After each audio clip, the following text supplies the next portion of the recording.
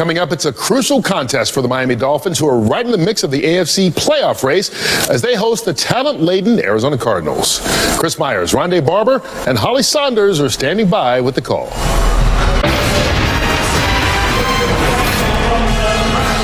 South Florida, the scene.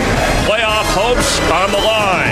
A rare meeting of the Arizona Cardinals and the Miami Dolphins, with little margin for error if they want to stay in the postseason possibility discussion. It's the 7-5 Dolphins hosting the defending NFC West champion Cardinals with a record of 5-6-1. And we welcome you to South Florida and the NFL on Fox, the Super Bowl champ, Rondé Barber. I'm Chris Myers. Glad to have you watching. This should be a fun game. We got a couple of second-place teams. They've showed flashes of greatness during the year, but desperate in December to win. And we'll start with the Cardinals, coming off a good win, but they have not played well, Rondé, in the Eastern time zone on the road. Their head coach, Bruce Arians, not shy, saying our playoffs are now. We have to win every game. I agree with you, Chris, and it's a little disappointing that a team with so much talent is not getting this talent translating into wins. But they have some great players on offense today. Keep an eye on David Johnson. He's one of the most dynamic young football players in the league. And, of course, Larry Fitzgerald leading the league in reception. He is ageless, and he is still doing it well, man. And the overachieving Dolphins, they failed the road test last week at Baltimore, having won 6 in a row. Prior to that, they stumbled at 1-4 and then recovered. Their head coach, Adam Gase, said the key today is how we respond to such a tough loss. And I think they're desperate to prove that they can be for real in December, unlike previous Miami teams. But it's got to start with Ryan Tannehill. He cannot have the turnovers that he had last week, and this game literally has to run through Jay Ajayi. Also of note, Kiko Alonso is not playing, so keep an eye on Mike Hull getting the start at middle linebacker, and he's going to have his hands full with the aforementioned David Johnson. And the last 7 years, the Dolphins have only once had a winning record in December, but good to see these guys. Fitzgerald active, Dan Marino watching. Dolphins, Cardinals coming up on Fox. Getting ready to go in South Florida. Time to check on the FedEx players to watch. The Cardinals' Patrick Peterson from Pompano Beach, Florida, back to face the Dolphins, the team he grew up watching. And on the other side, on Miami's defense, led by Ndamukong Suh. Those are your FedEx players to watch. Cardinals, Dolphins, ready to kick off. The scene is set on Fox.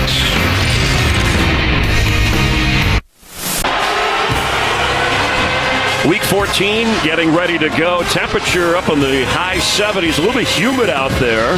Scattered showers. It has rained much of the weekend here in South Florida as Bruce Arians, first time as the Cardinals head coach, facing the Dolphins. As the Colts interim coach, he beat the Dolphins back in 2012. And there is 38-year-old Adam Gase, who in his first year has developed Ryan Tannehill, who will oppose Carson Palmer. We'll see Palmer first. The Cardinals won the toss and are receiving. Back in through the end zone. It is a touchback coming out to the 25-yard line. Carson Palmer leads the NFL with 42 pass attempts per game. And this offense, you touched on Rondé David Johnson, 15 touchdowns from the running back position, running and catching. And Larry Fitzgerald comes in with 88 catches, tied for the lead in the NFL. They have to find a way today, Chris, to protect Carson Palmer. He has been hit so many times. He says he feels great, but when you watch the film, he is getting hit every single time he drops back the pass. Keep an eye on Ndamukong Suh and Cameron Wake on the left side of this defense. They got a good game ahead of them, I think. And it is David Johnson who gets up across the 27-yard line on the first carry against that Miami defense that you just mentioned. Kiko Alonso, who leads the team in tackles, is out injured. And Cameron Wake, a lot healthier, having a career rebirth with 8.5 sacks this year. Yeah, you got to focus on number 45 on your screen, Mike Hull. This guy is very athletic, but he is not Kiko Alonso. He was a dynamic player at middle linebacker. Mike Hull, watch him when he has to line up against 31 today.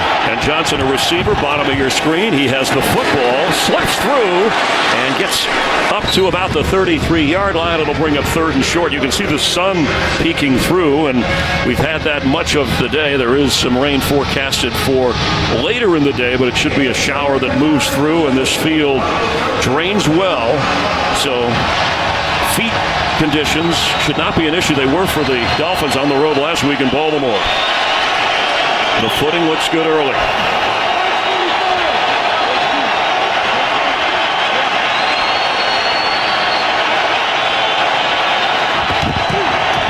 2. Open and for the first down, Darren Fells all the way up near the 45, and Dolphin fans are saying there goes the tight end again. That was the story last week when linebackers couldn't stay with the Baltimore Ravens in that area of the field. Well, this is a situation on this linebacker crew for the Dolphins where they have to be more quarterback aware. They drop into their zones and they lose space. And last week when you watched that film, it was almost pitch and catch. It was too easy. And if Arizona takes a page out of Baltimore's playbook, you'll see a lot of those underneath passes today. After a gain of 12, Johnson picks up about 3. Michael Thomas, the top special teams tackler for Miami, coming in to make the play on Johnson. And his numbers outstanding. Even Bruce Arians said if our record was better, he'd be at the top of the list for most valuable player this year with all those quarterbacks. I don't think there's any question. When you talk about elite runners in the league, he's easily in that class in only his second year. And I think Le'Veon Bell has the combination of receiver, runner. This guy is just as good in my mind. Palmer throws back to Fitzgerald. And he's knocked down short of midfield. It'll bring a third down. Larry Fitzgerald in his 13th season at age 33, and the streak of catches going all the way back to his rookie year in 2004. I don't think he cares how he gets them, and a lot of them will be that nature around or behind the line of scrimmage. He's such a big body, though, that he can usually make some positive yardage out of those type of plays, and Carson Palmer was very comfortable getting him the ball in those situations.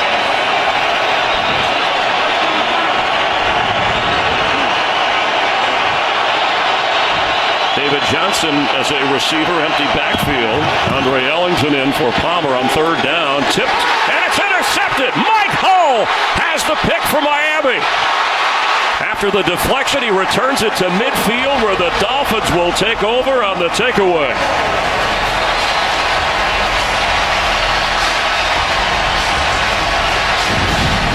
Well, Mike Hall, they say he's really instinctive as a football player, and his coverage takes him there, but give him credit for being ball aware. That's a tough catch for a guy nobody expects to be playing.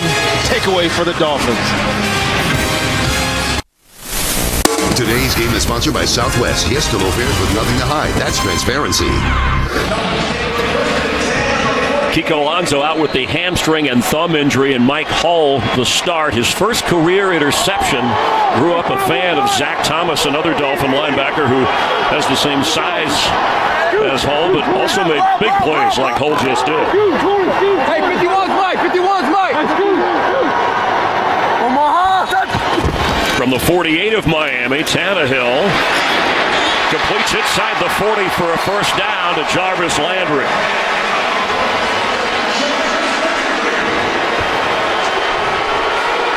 Well, you're going to have to keep an eye on this one all day today. Tyvon Branch, he's just the safety playing nickel for these guys. And when it's not third down, Patrick Peterson will not be following Jarvis Landry. It'll be this guy. And this matchup, I think, favors the Dolphins very heavily today. His 76th catch of the year to lead the Dolphins. Jay Ajayi in at running back after a 14-yard pickup. And here comes a flag. Encroachment. Defense, number 93. 5-yard penalty. Still first down. Little over-eager Calais Campbell, former University of Miami Hurricane, back as a Cardinal, and led the defense at a champ before the game. Now 1st and 5.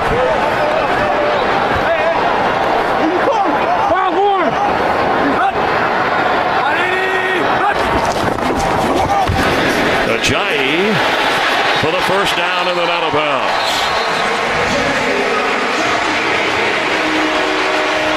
Ajayi closing in on 1,000 yards rushing this season. Offensive line continues to be shuffled. Mike Pouncey remains out with that hip injury, missing his 4th straight game. And Steen had his own issues this week with the injury, but they're getting better. Brendan Albert being back, Tunsil playing through some pain on that left side of this offensive line certainly helps them today.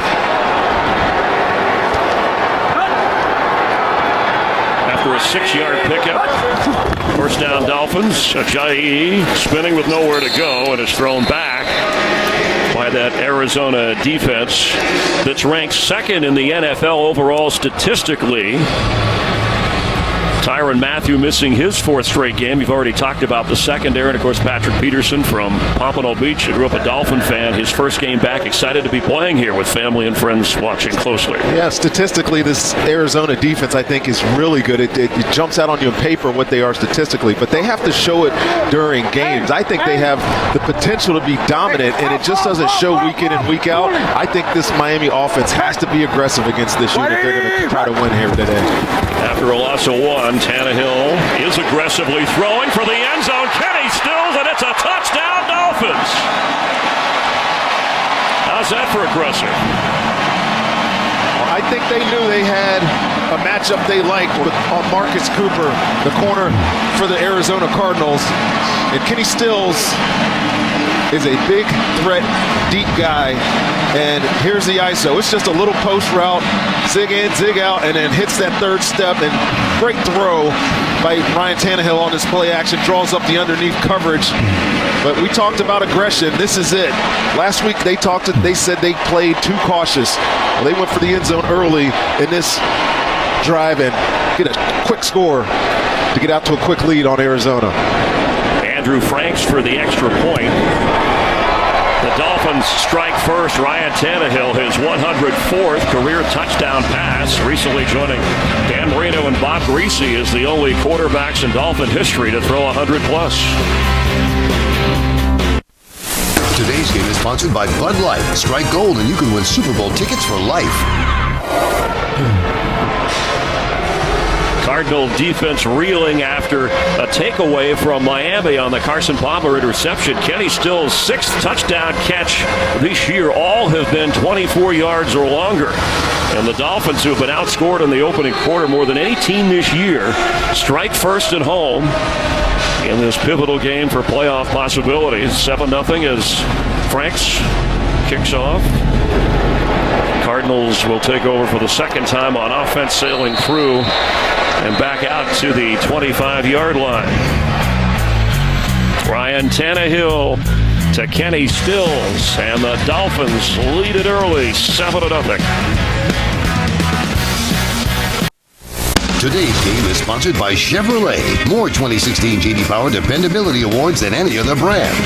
By the new Bacon King Sandwich, only at Burger King. And by K Jewelers. For 100 years, every kiss begins with K. Rainbow here in South Florida, those dark clouds, but both of these teams looking for a silver lining. They have to win their games and hope for some help. Regular season running out. Miami leads early, second possession for Carson Palmer as David Johnson carries and gets across the 30. The last 2 games, the Cardinals had scored touchdowns on their very first possession, something they didn't do in the previous 10, but they had a first down and then the turnover, and then the Dolphins struck. Lots of issues really on this offense, Chris. Starting games fast. You mentioned last 2 games they got off to a fast start. But most games you watch, it's like this. They get a couple of good drives going, and then all of a sudden they peter out. And that's why they've struggled somewhat this season winning football games, is they just haven't been as efficient as they were last season. David Johnson again, bottom of your screen as a receiver, and coming across, he's got it for a first down. And they don't rest him at all because, as his head coach said, he's a young guy. He'll celebrate his 25th birthday. He wants to play every down, and they leave him in. Well, this guy can do a lot of different things. Lines up. He's clearly a wide receiver here, not motioning out of the backfield. He's on a corner. He's on Byron Maxwell, and it does not matter. Carson Palmer has utmost trust in this guy as a receiver, and he will not be shy of throwing to him no matter who is covering the guy. Pickup of 14. David Johnson, 28 touchdowns in 28 career games. This is 29th game in the NFL. And they hand it on a receiver running around. J.J. Nelson is loose. And J.J. Nelson will tie this game, pending the extra point.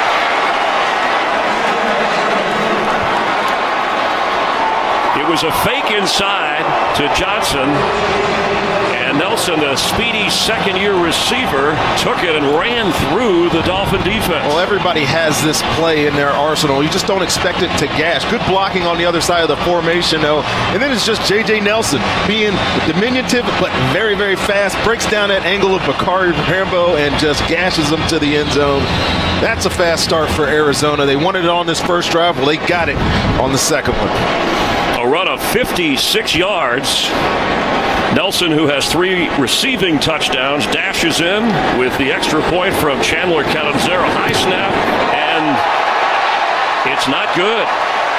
They have had special teams problems from field goals to punters, and it is not a tie game. High snap. Off the mark. J.J. Nelson, his 6th career rushing touchdown, but Miami still leads. Aaron Brewer with the high snap. The holder, also the punter, Drew Butler, tried to get it down, and then Chandler Catanzaro missed the extra point. And the look from the kicker, and Butler's had problems punting the ball. They brought in some punters this week, but one of the ones that they liked was not a holder, had not held for kicks before. That's the reason he was signed to the practice squad, maybe not active today. Yeah, it's hard to put that one on the punter, on Drew Butler. Snap was not good. And you saw that little hesitation and Catanzaro going up to the ball. Clearly, the misfire was because of that. Sails through the end zone over the head of Jakeem Grant. Kenyon Drake also watching. Dolphin offense comes out to the 25-yard line. Last time they had the takeaway from Arizona off the interception. Tannehill went right to the air and threw the touchdown to Kenny Stills. J.J. Nelson touchdown run on a receiver run, and that's where we are with that missed extra point. It's funny, Adam Gase, who is the first-year head coach, he almost takes it personally when Ryan Tannehill, his quarterback, does not do well. They've worked closely together, and he wanted his quarterback to come out firing and show people, hey, ease up a little bit here. You know what I like about Adam Gase, too, Chris, is that he is not scared to take some of the responsibility, play calling or whatnot, what goes wrong with this team at times. Throwing again. Ajayi to the 40 and a first down. Yeah, he said they were too cautious last week in Baltimore. We have not seen that from this offense in the opening quarter. Well, they certainly have the talent in the quarterback. You know, he can make all the throws, and I like the way he reads defenses. Look at his go through his progression here. Knows that he can come back to his check down, Jay Ajayi, who's going to break at least one tackle. I don't know if I've seen one guy take that guy down all season. So as many touches as you can get to this guy, the better for the Miami Dolphins.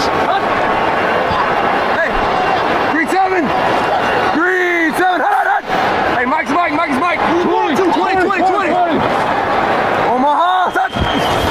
After a pickup of 15, Ajayi will lose yardage. The Cardinals in to knock him down. Heard an Omaha from Ryan Tannehill. One of the more dynamic middle linebackers, and he's a little dude. Dane Buchanan right here. Watch him fire his gun right here through this gap and make a play in the backfield. See Steen, 65, trying to get to the second level to block him, but he's more of a safety than a linebacker, but he's quick and he's physical, and he has great disruptive skills on this defense. Dane Buchanan leading the Cardinals in tackles. In only his 3rd season, former first-rounder from Washington State. You're good. 5-1.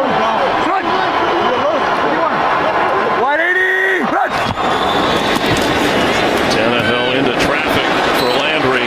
Nothing there. It'll be 3rd and 13. Well, this is a good matchup, right? The more we see this, the better. I like seeing Patrick Peterson on their best guy, and throw here at your own risk. Now, Patrick is one of the good ones at the line of scrimmage. He's very patient because he knows he has the speed to run with you. So he's in short and breaking routes. He is all over him. Already his 6th year, Patrick Peterson said this is the best he's felt physically at this point in a season in his career.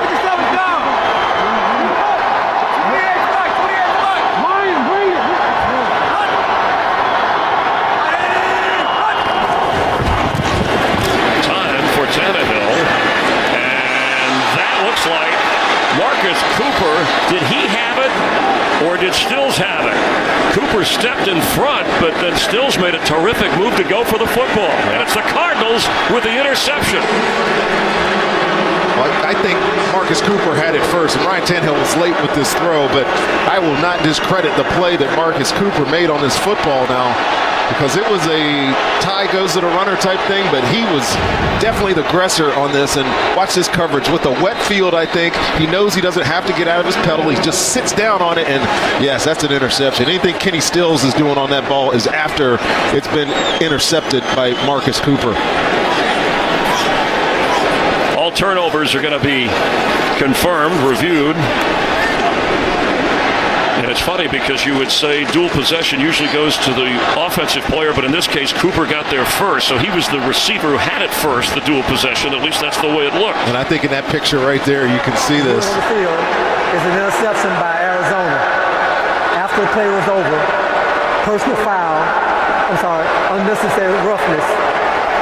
Miami, number 10, 15-yard penalty, automatic first down. You can see the rain falling that was in the forecast on our referee Jerome Boger. He's talking about Kenny Stills and the penalty. And there it is. Knocking the ball out of the hands of the Cardinals. So the booth automatically reviews because it was ruled an interception in Cardinals football. If they confirm it, they'll tack on the penalty and the Cardinals will be in good shape.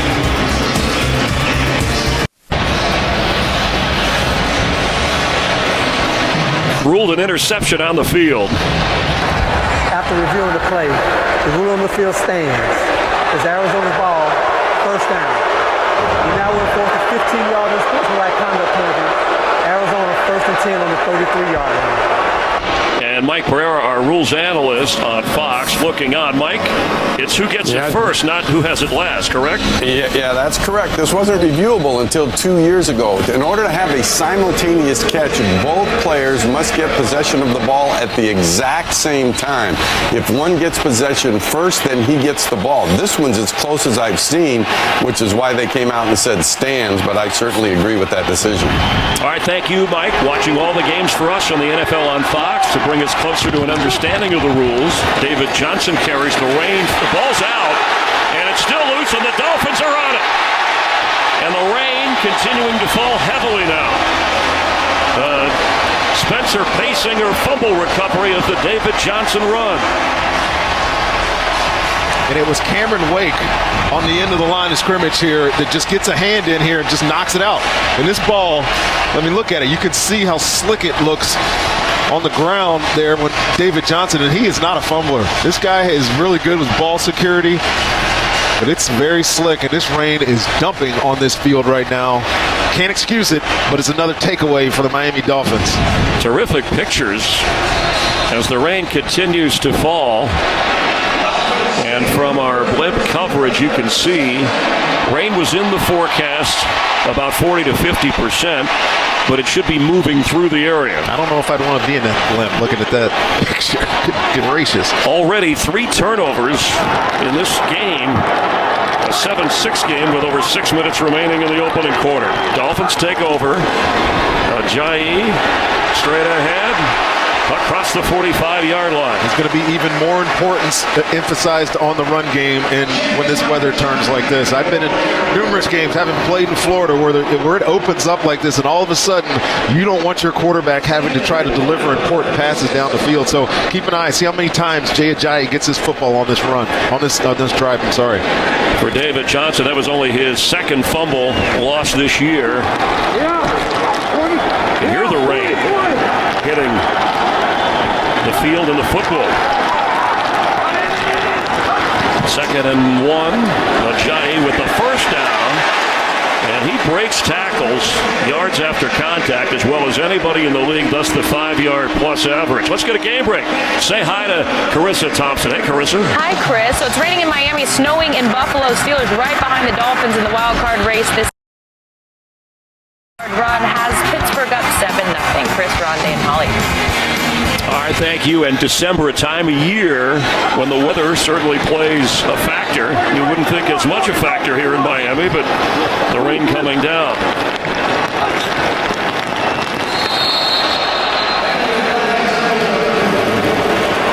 False start. Offense, number 80. 5-yard penalty. Still first down. Deion Simpson, I know that was me, so it'll back him up and be 1st and 15. A little sloppy. Carson asked about this kind of weather. He said, remember, I played in Cincinnati in that AFC North where you play in Pittsburgh and Cleveland, so this kind of weather doesn't bother me. Yeah, but it's sloppy. You can just see. I mean, look how hard this came out of nowhere, unless you were outside the stadium and saw it, but it's going to be a factor, I think, going forward. Ajayi trying to find a block and fights just to get back to the 46-yard line. Marcus Golden making the play. That quick turnaround, Marcus Cooper with his 4th interception, and then Paysinger the fumble recovery, and that's how the Dolphins got the ball back, leading 7-6.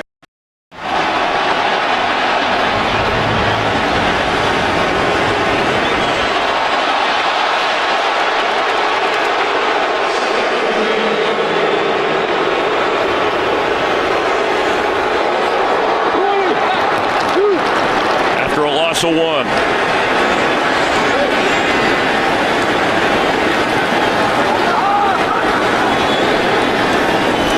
Tannehill under pressure, throws on the run, Stills at the 45, held on, sliding down with the catch. This is a really good play by Ryan Tannehill, and now you see him out of the pocket more than almost any quarterback in football, and he does a great job looking inside to deliver these footballs. A lot of quarterbacks look to the sideline and make the easy throw with their momentum, but he has such a great arm. He can throw across his body and throw it accurately. You saw an example of it right there.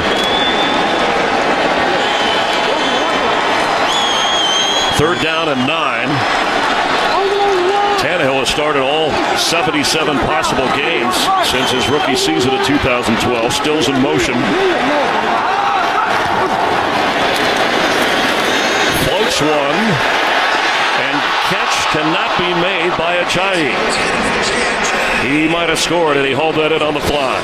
Just a little too much weight on this pass. He had a great natural pick on Tony Jefferson, who was trying to cover Jay Ajayi, and if just a little bit off of that, that would have been a walk-in touchdown for the Dolphins.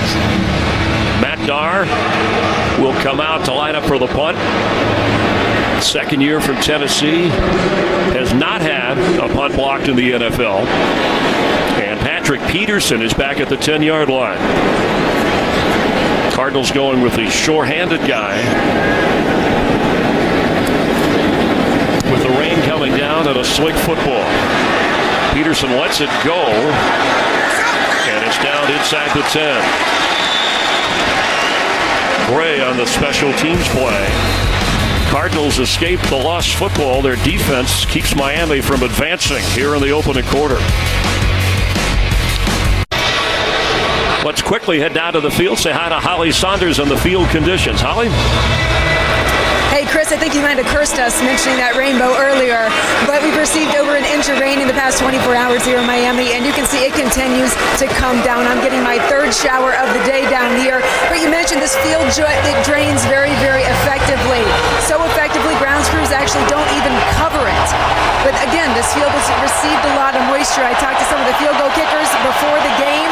They said that their footing is a little bit off because the ground, they say it's a little loose, guys. It's hard to get their footing. Keep an eye on that. All right, thank you. As Johnson carries, so a cleat adjustment may be necessary. Yeah, this grass is genetically enhanced. Yeah, this past pollen grass you see on a lot of golf courses around this area. It takes a lot of rain, takes it well, but again, it's just been laid down a couple of weeks ago, and there's some seams in it too, and I think that was the worry with some of the coaches that I talked to on the field there. And talking to Amos, the special teams coach for the Cardinals, he said some of the kickers and some of the players are going to put in their long spikes because of this uncertainty of the surface. A 6-yard pickup on 1st down by Johnson. Falling forward, and it'll bring a 3rd down. Michael Thomas was there. And it certainly will change the game plan a little. Remember, the Dolphins were out in Southern California when they played in Los Angeles against the Rams, trailed the entire game with a wet football and those kinds of conditions, and rallied to win that game, part of their 6-game win streak before the loss on the road at Baltimore.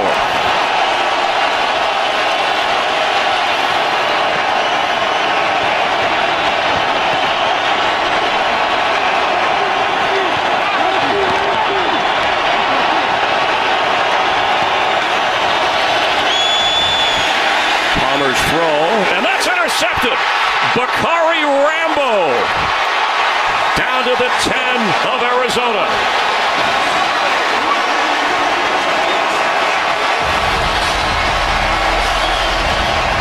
Little pressure in Carson Palmer's face was the cause of this high throw. You'll see the wrap game right here. Jason Jones, who's just coming back from a suspension, but the ball drifts on him, and really a good play by Bakari Rambo, stepping in front of Larry Fitzgerald. Poorly thrown football, wet football, and a third takeaway for this Miami Dolphins defense. And a tough hit on Carson Palmer. You addressed that. He will be 37 years old later this month. Rambo with his first interception of the season. Palmer's thrown 2 already in this game. That's 13 now for the year. And the Dolphins, with a 1-point lead, have a first and goal from the 10 of the Cardinals. Kenyon Drake is in at running back, the rookie from Alabama. And he gets the football. And Drake fighting hard to get down around the 2-yard line. Tough run by Kenyon Drake there. He comes into the football game, and he immediately puts his influence on this, and he gets to the second level of the Cardinals defense here. He puts his shoulder down trying to get to the end zone. And Tony Jefferson's a good player, so is Damian Buchanan. He goes right through those guys, gets down to the 2. Interesting that the play caller, head coach Adam Gase, would bring in the rookie with the rain has let up a little bit, a wet football, but now Damian Williams and Jay Ajayi are both in at running back. Ball's loose again, being kicked around inside the 2-yard line. The center exchange to Tannehill never worked. And this ball fumbled around a lot on the field. It was hard for me to even identify who got it back, and it looks like Jay Ajayi came up without the football, and I think he's the only Dolphin that was in that pile.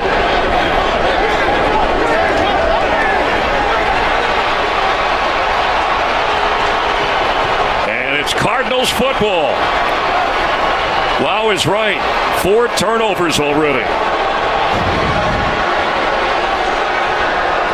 The center quarterback exchange has got to be fundamental, and that ball got to Ryan Tannehill's hands, and you see what Jay Ajayi is saying, that he was on top of the football, and he's claiming that he had possession before all those Cardinals came in there and tried to rip it away. And that's exactly the reaction you're getting from the crowd here, because they saw that same look on these 4 jumbotrons in this stadium. And if this is confirmed, and again, when it's ruled a turnover, it'll be the 5th turnover. It's under review. In the opening quarter, that's the most turnovers, assuming this is confirmed as the 5th. The most turnovers in the first quarter of any game this season. The rain has a lot to do with it. A couple interceptions by Carson Palmer. Tannehill intercepted, and then a loose football. David Johnson had a fumble that Tannehill never quite got his hands on. Well, clearly the wet ball is affecting everything. Now, don't teams practice when they think there might be rain? You practice with the wet football. Yeah, for sure. And there's no way they didn't, especially Miami down here, anticipate. And while you see the ball in his hand here, does it get punched out right away? This is the decision that New York and Dean Blandino and the replay official are going to have to make. But again, I like the fact that who recovers the ball is now reviewable. Thank you, Mike. Rodney Gunter tearing the ball away from Ajayi in the pile. After reviewing the play, the rule on the field stands as called. Fumble recovered by the defense. First down, Arizona. Dolphin fans do not like that. Thanks, Mike. Appreciate it.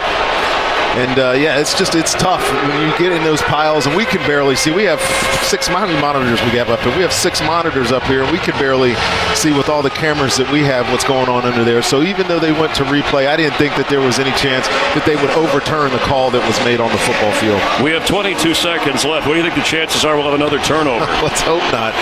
Let's hope not. This game got really sloppy really quickly, but the Arizona Cardinals are in a backed up situation. If you're Miami right now, you've got some fire boiling in your blood. You've got 2 turnovers already, and 3 turnovers on defense and nothing to show for it. So see if they come and try to get after Arizona here. David Johnson, maybe a yard as the clock runs. An adventurous opening quarter with a shift in the weather and the way the teams are playing. 5 turnovers total. A touchdown pass from Tannehill to Stills and a touchdown run from J.J. Nelson. Miami protecting a 7-6 lead. Today's aerial coverage brought to you by DirecTV. From Miami Gardens, Rondé Barber, Holly Saunders down on the field. Chris Myers, hope you're enjoying the NFL on Fox. And a crazy opening quarter in terms of turnovers. Yes, Minter did get credit for the recovery of the Ryan Tannehill fumble, his 3rd lost fumble this year. Cardinals backed up on 2nd down 8. And the rain has subsided for the moment.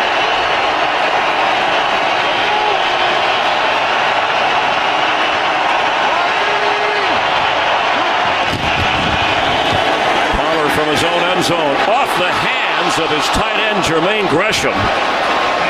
And a possible interception there, missed by Miami, but a catch that should have been made. Again, the wet football a factor. Well, you blame Carson Palmer. You got to blame his offensive line. He is getting just hounded. Whoever it is, somebody is in his face on almost every single throw, and that was another potential turnover opportunity for the Dolphins. There's Earl Watford, who is starting back at right guard position. His head coach said, you want to get paid, you get up there and block somebody. This is your chance. Not just him, it's everybody. But the Cardinals right here, they got to get out of this end zone. They have a punter that struggled all year long, and they're on the 2-yard line. I don't think anybody on that team thinks they could survive it down here. David Johnson caught from behind as he was waiting for a block inside the 5 by Cameron Wake, and it will be 4th down. A lot of energy out of this Dolphins defense today. I've been impressed, and we knew that it was going to matter with the guys up front. They're first.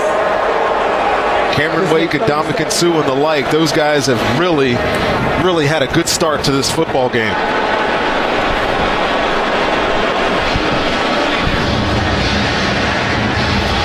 Well, for 2 teams that want to play meaningful football in December that keeps them in the playoff conversation, yeah, we can blame the weather, but what else for the 5 takeaways? Is that more great defense or sloppy offense? I think sloppy offense. You know, the snap fumble is inexcusable, especially when you're on the cusp of scoring a touchdown there. But Carson Palmer has not protected the football well at all this year. You go back to last year when he was an MVP candidate, and he was so good with the football. This year, whether it's the offensive line or whether it's whatever is going on, the receivers with drops, they have not been able to get the same type of production out of their quarterback, and they are struggling again here today. So there was a timeout, Arizona, as Drew Butler will be watching, and that was a no play on 3rd down. So now Jason Jones tipping the Carson Palmer pass, and we will see the Arizona punter. Jason Jones right there, 98, and this was going to get in the hands of David Johnson, and watch out, but another fine defensive play by the front of this Miami defense. Jarvis Landry back, Drew Butler, as a flag flies the minute he booms this kick, and it's a good kick. Back inside the 40 of Miami. Across midfield. And what a return on a kick that sent him way back inside his 40-yard line. Landry, pending the flag, we'll see, would be in Arizona territory. And just for clarification, that previous timeout by Arizona, there was not a play. That's why we had that 3rd down pass. It seemed like an extra play in there, forcing the punt after it was incomplete. Illegal motion. Kicking team. Number 10 and 28 were in motion, did not get set prior to the snap. 5-yard penalty from the end of the play. Miami keeps the ball. 1st down. Timeout. A 62-yard punt and a 17-yard return, and they'll tack on the 5 yards, and the Dolphins will be set up nicely. Lots of action here, and Tony Jefferson runs into his punter, but look at this athletic play by Jarvis Landry. Sets them up past the 50. Today's game is sponsored by the all-new 2017 Ford Super Duty. This is the next level. Dolphins set up when you tack on the penalty At the 43-yard line of Arizona, we've seen a little bit of everything already from Tannehill. A touchdown pass, an interception, a lost fumble. Damian Williams in as a receiver on first down. And from the pocket, he goes down. Corey Peters with the sack. And there's a flag down in the secondary.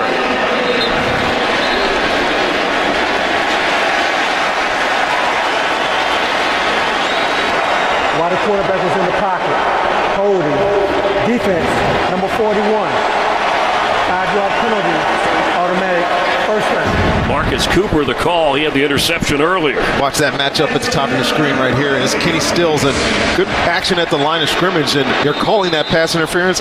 I think Kenny Stills went to the ground on his own. It's a ridiculous penalty, and Corey Peters doesn't get his sack because of it.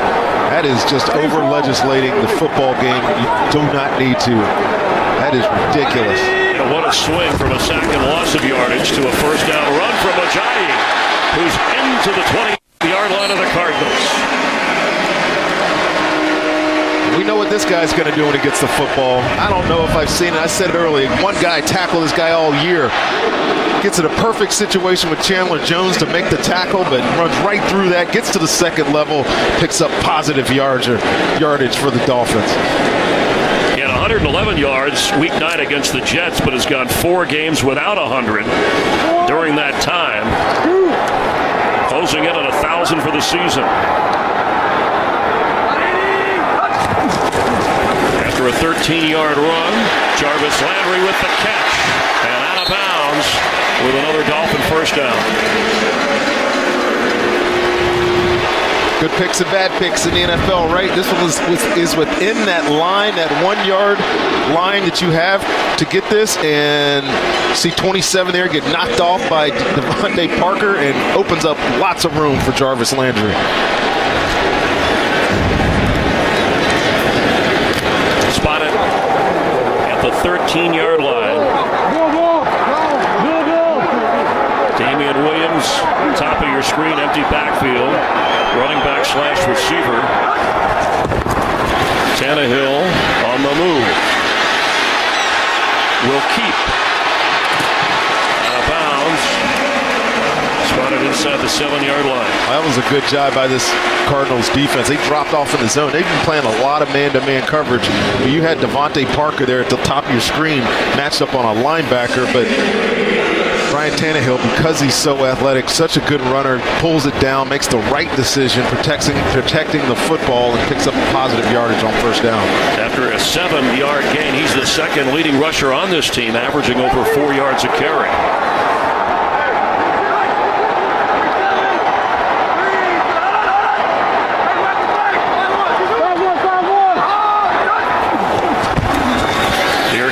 Ajayi spinning, and he's spun backward and knocked down. Josh Morrow making the play. It'll be 3rd and goal. Well, this is just good gap defense by the Arizona Cardinals. Watch all these guys go all in their same gap, and then it gives Mike Minter, your middle linebacker, able to come off his block and clean up this with Morrow too. Good team defense there by the Cardinals.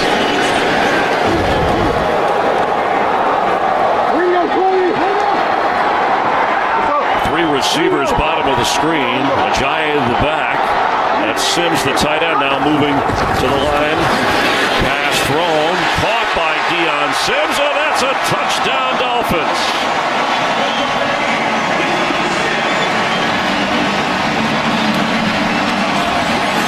Oh, this is Devontae Parker doing his big tight end a favor. Yeah, Cardinals were pointing afterwards to a certain area.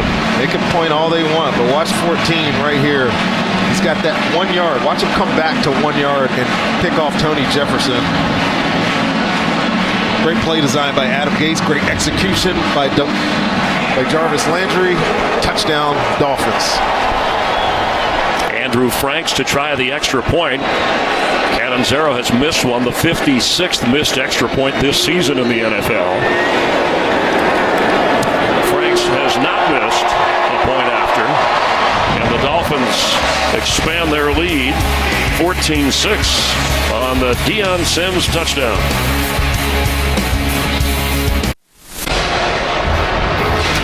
Tuesday, the number 1 team, Villanova, up against longtime rival Temple. Big East Hoops tipping off on FS1 at 7 Eastern Tuesday night. Bruce Arians, former head football coach at Temple. Sure he'll be tuning in between watching film. Between laying into his offensive line is what it's going to be between. They've on this drive, pay attention to this offensive line. They have been struggling since the opening series of this football game. If they don't start to shore up, as much as this team likes to throw the football, they're not going to have a chance to win this thing. Frank's kick. Andre Ellington downs at 25-yard line. Well, we started the broadcast about what was at stake for both of these teams who can't afford a loss given the playoff picture, with the Dolphins holding the lead in this game. And the Patriots are watching this closely, too. They play Monday night because a Dolphin loss and a Patriot win, and they clinch their 8th straight AFC East Division title. But Miami's alive in the wild card picture with an impressive 7-5 record at this point of the season. Well, it's definitely close. I mean, they're always playing bridesmaid to New England, right? Until they falter, they don't have a chance to win the division. But with Pittsburgh and some of those other teams with some tough games down the road, it's this guy, Adam Gase, and this offense and the way they're playing on defense today. Don't be surprised if they're able to make a run, Chris. Contrasting styles. Gase didn't want to talk about playoffs. Bruce Arians, his team said, hey, we know we have to win to make the playoffs. On first down, Palmer's throw. Catch made. Michael Floyd on the grab. Let's get a game break with Kurt Menefee. Well, Robert Kelly's only started the last 5 games for Washington, but this undrafted rookie from Tulane has really made a difference. This tough 22-yard touchdown run gives them the lead late in the second quarter over the Eagles, 7-6. Chris, Rondé, and Holly.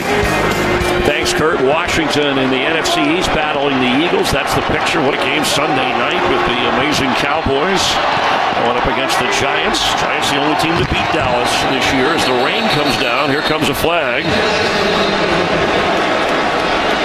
It's one thing that has to be difficult, too, for players, the fact that it's off and on. 1 minute it is raining, next minute it isn't. And the slick football already had 5 turnovers in the opening quarter. I'm not sure who this is on. I think there was encroachment on the defense, but the offensive line clearly moved when he was in there. I think they get protection. They don't know who it is.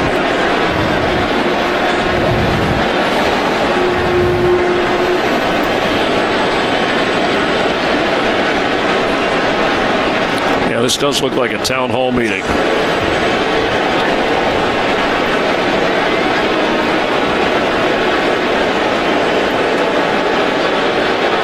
I'm gonna reserve judgment. I'm not gonna say anything. Well, you already called somebody, said somebody was over officious. Neutral zone infraction. Defense, number 93. 5-yard penalty. Still second down. The call on Ndamukong Suh. Ball spotted at the 33 of Arizona. Another wave of the rain hitting the field. If you're wondering, encroachment causes Watford to move.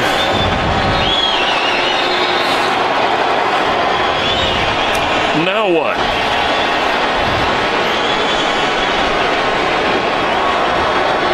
Please reset the game clock to 11:02 and start on my ready.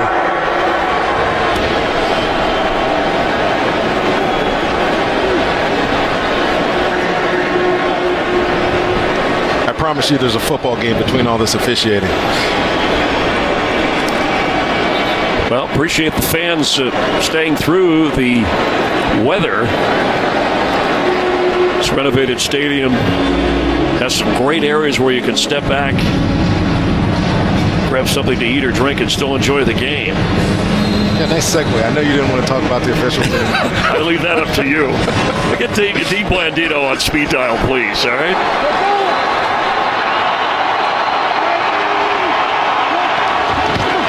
Second and 2.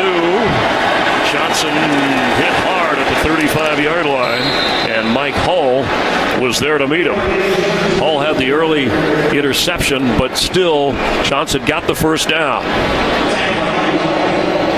Just a quick recap if you tuned in after the first quarter.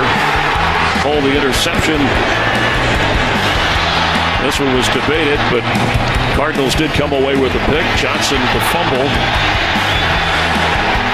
Rambo with an interception, and this one they've switched the recovery to Rodney Gunter. Palmer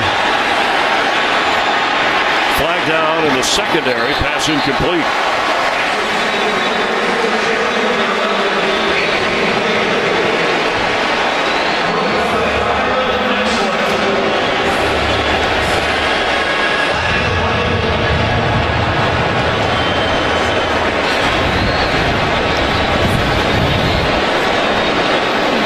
Flag down at the 47, 48-yard line.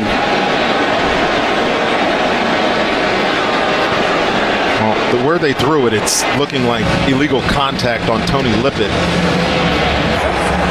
While the quarterback was still in the pocket, illegal contact.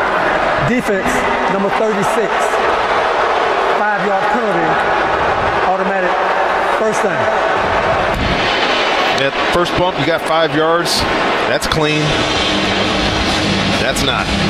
And Lippett, his 10th straight start today, has a couple of interceptions. The former receiver turned defensive back because Xavier Howard, who's back practicing, who has had the knee injury, missing another game for Vance Joseph's defense. First and 10 from the 41 of the Cardinals. Ball is loose. Another fumbled football, and the Dolphins have it.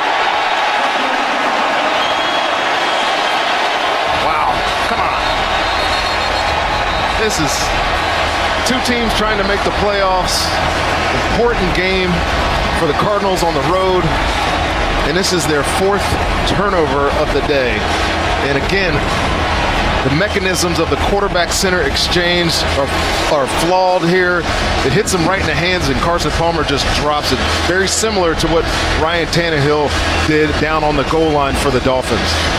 This is the 12th fumble of the season for Carson Palmer. That's the most in the NFL. And it would be the 4th lost as Terrence Fede gets credit for the recovery.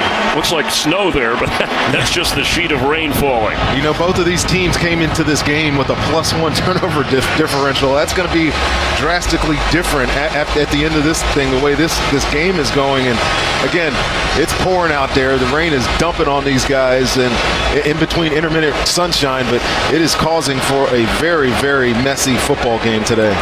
Carson Palmer was the one who said he had confidence this team could make a run and get help. Trailing by 8 and another turnover. And Adam Gase, who talked about not being cautious, you wonder with a 14-6 lead and now the football in this kind of weather, if they will dial it back just a bit. Yeah, I wouldn't. Go for the jugular. Jay Ajayi knocked backward at the 44-yard line. What a hit. Ajayi is 6 feet and 230. He's all right. Great penetration by Corey Peters up top, and the ball is out again. And Jay Ajayi, fortunate that thing bounced right back into his chest. I mean, you had asked me the question earlier if they've worked with wet footballs. I mean, maybe I'm wrong. Maybe they haven't worked. This is crazy how many balls are on the ground here. Just the normal exchanges between the quarterback and the center and the quarterback and the running back. That guy's job became more important. After a loss of 4, Tannehill and Ajayi can't handle the pass. It'll be 3rd and 14. Need to get down inside the 30 for a first down. Ajayi has 25 yards rushing and 1 catch. David Johnson on the other side, 17 yards rushing, and he has a couple of catches.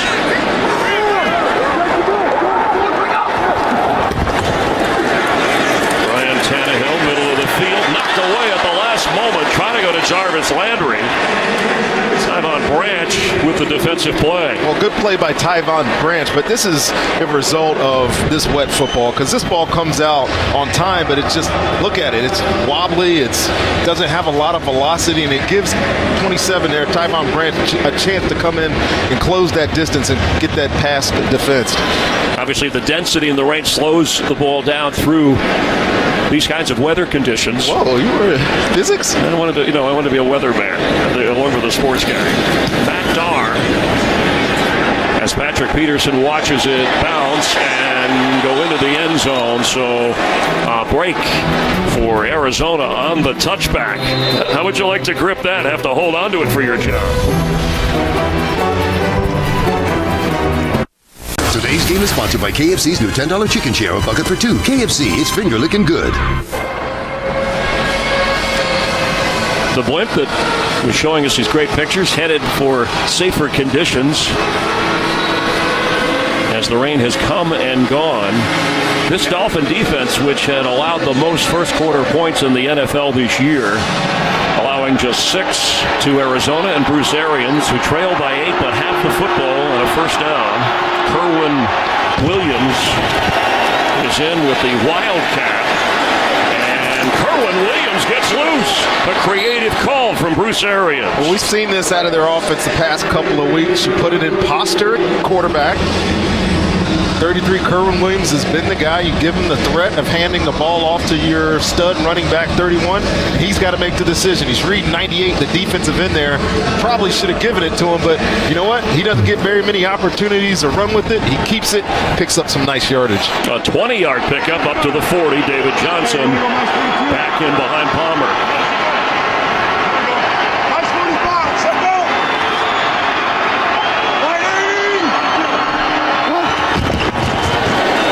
Johnson with nowhere to go. I think we're going to see a lot of these tough type yardages today. This front now of the Miami Dolphins, I think, is really, really good. And keep talking about Wake and Sue, but you add in Jordan Phillips and Earl Mitchell playing that other deep tackle, and you get Jason Jones back, who gives some size at that defensive end, a run-stopping type presence. It's going to be difficult for them to turn around and run through the tackles for Arizona. Johnson, 12 straight games with 100 yards or more from scrimmage total yards. He's at 50 total at the moment. And at the bottom of your screen is a receiver. Pass is in a crowd, held onto by Jermaine Gresham, who's fighting but kept back from that first down.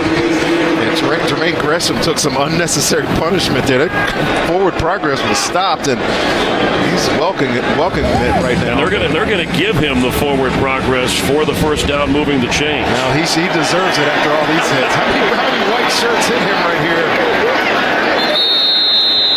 7 bodies, it looked like by my count, got a shot on 84, but doing the tough thing, picking up some yardage and getting the first down.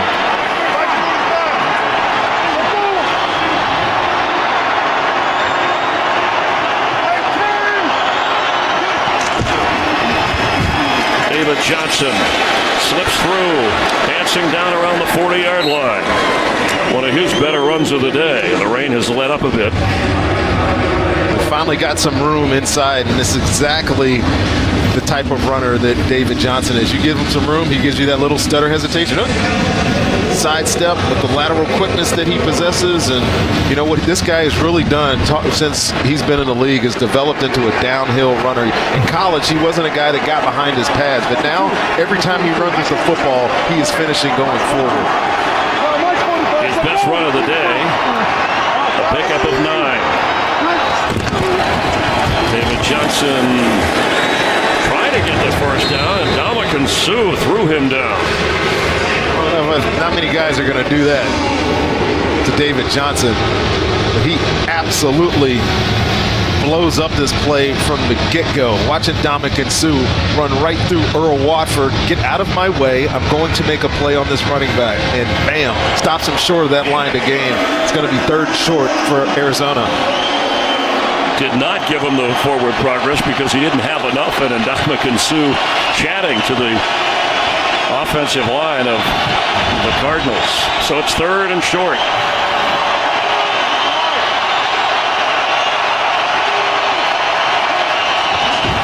The pitch to David Johnson, who's got a room with a block, a first down, puts a move on that stutter step move, and he's down inside the 23 of Miami. Great job pulling by your left tackle, DJ Humphries here. He's going to put himself in a position where he's got to get the key block on the outside. Watch 74. He's going to end up going outside here around Larry Fitzgerald, who's cracking down on the defensive end. Great job by Larry. But then you get a big offensive tackle out on the corner, frees up some space, and Larry Johnson doing what he do and getting the first down. That's David Johnson is what you meant, of course. But you said Larry, but that's okay. Sorry, David. You know what I mean. Well, I know what you meant. He's picked up 19 yards and has the Cardinals rolling. End zone throw for Larry Fitzgerald, a little high and off the mark. Let's get another game break with Carissa Thompson. Thanks, Chris. To Philly we go. The Redskins, just like the Dolphins, a 7th seed in their respective conference right there. This one doesn't help, though. Carson Wentz, 4-yard touchdown to Darren Sproles. Eagles up 13-7. Chris, Rondé, and Holly. All right, thank you. You know, this offense all of a sudden, Chris, finding a little rhythm. And I got to tell you, this has been a drop-back football team. Hit your fist step, Carson Palmer, find throws down the field. But what I've seen so far here, turn around, hand the ball, throw some quick game, and it's definitely helping this offense get going. David Johnson gets going again down inside the 50, and it is a rhythm offense. Aggressive play caller and Bruce Arians, who has been famous for his line, no risk it, no biscuit, meaning he'll go for it at any time from anywhere. And it means he likes to push the ball down the field. But in conditions like this, and besides the fact that they've been struggling throwing the ball down the field anyways all year, these conditions dictate a more controlled passing game and a runner. And they have both of those. They have Larry Fitzgerald on the outside. They have a good tight end in Gresham. And, of course, you have David Johnson at running back, who is having a heck of a drive here. 9th-ranked offense in the NFL coming in on 3rd and 2. Palmer in trouble and goes down. Cameron Wake. And not a veteran move for Carson Palmer to hold that football, waiting for something to develop, and here comes the field goal unit. Well, Cameron Wake gets in a one-on-one. With your tackle right here, Ulrich John, who was here in Miami, and he went back and studied their preseason film because he knows what he's like and said, I can get this move on him all day, and Carson Palmer had no chance to get that ball out. Wake, 9.5 sacks this year. He's 2nd in Dolphin history in career sacks, up near 80. So a field goal try of 41 yards, already a missed extra point. Catanzaro hits the upright, and it's not good.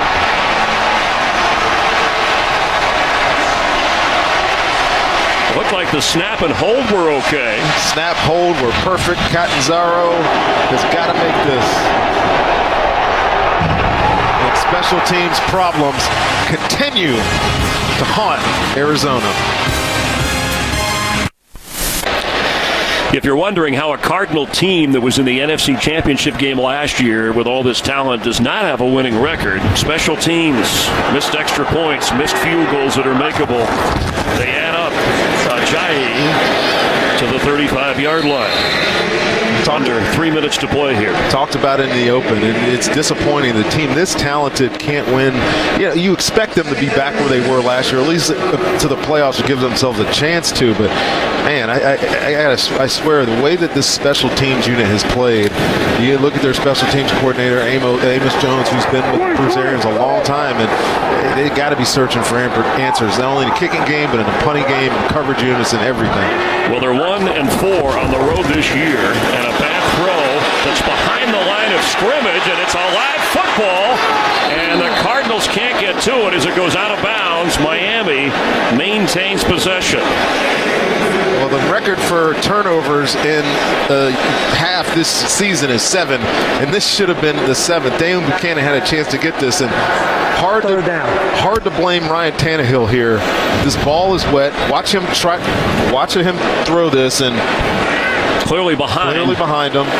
He had the guy out there in the flat 14, Jarvis Landry, but now sets up a 3rd and forever. A loss of 21 yards. It'll be 2nd down now, but they're just fortunate to make that as the 3rd down, and 27 total with the 21-yard loss, but we are at the 2-minute warning at this point, and Miami is backed up.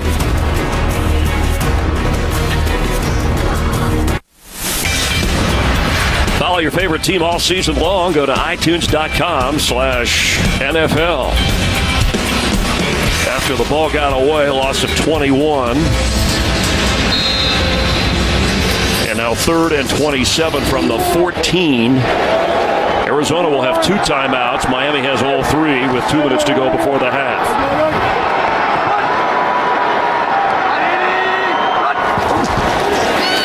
It's Ajayi with a big hole. Knocked down. Here comes a flag as he gets up across the 23-yard line. Flag at the 15. Holding. Offense. Number 67. Half the distance to the goal. Replay. Third down. First rounder from Mississippi, Laramie Tunsil, the rookie at left guard, called for the infraction, and Jerome Boger telling him about it. Let's see. Here's Tunsil. She'll be coming around on a pull, and I guess, yeah. Well, they could have declined it, and it would have been fourth down.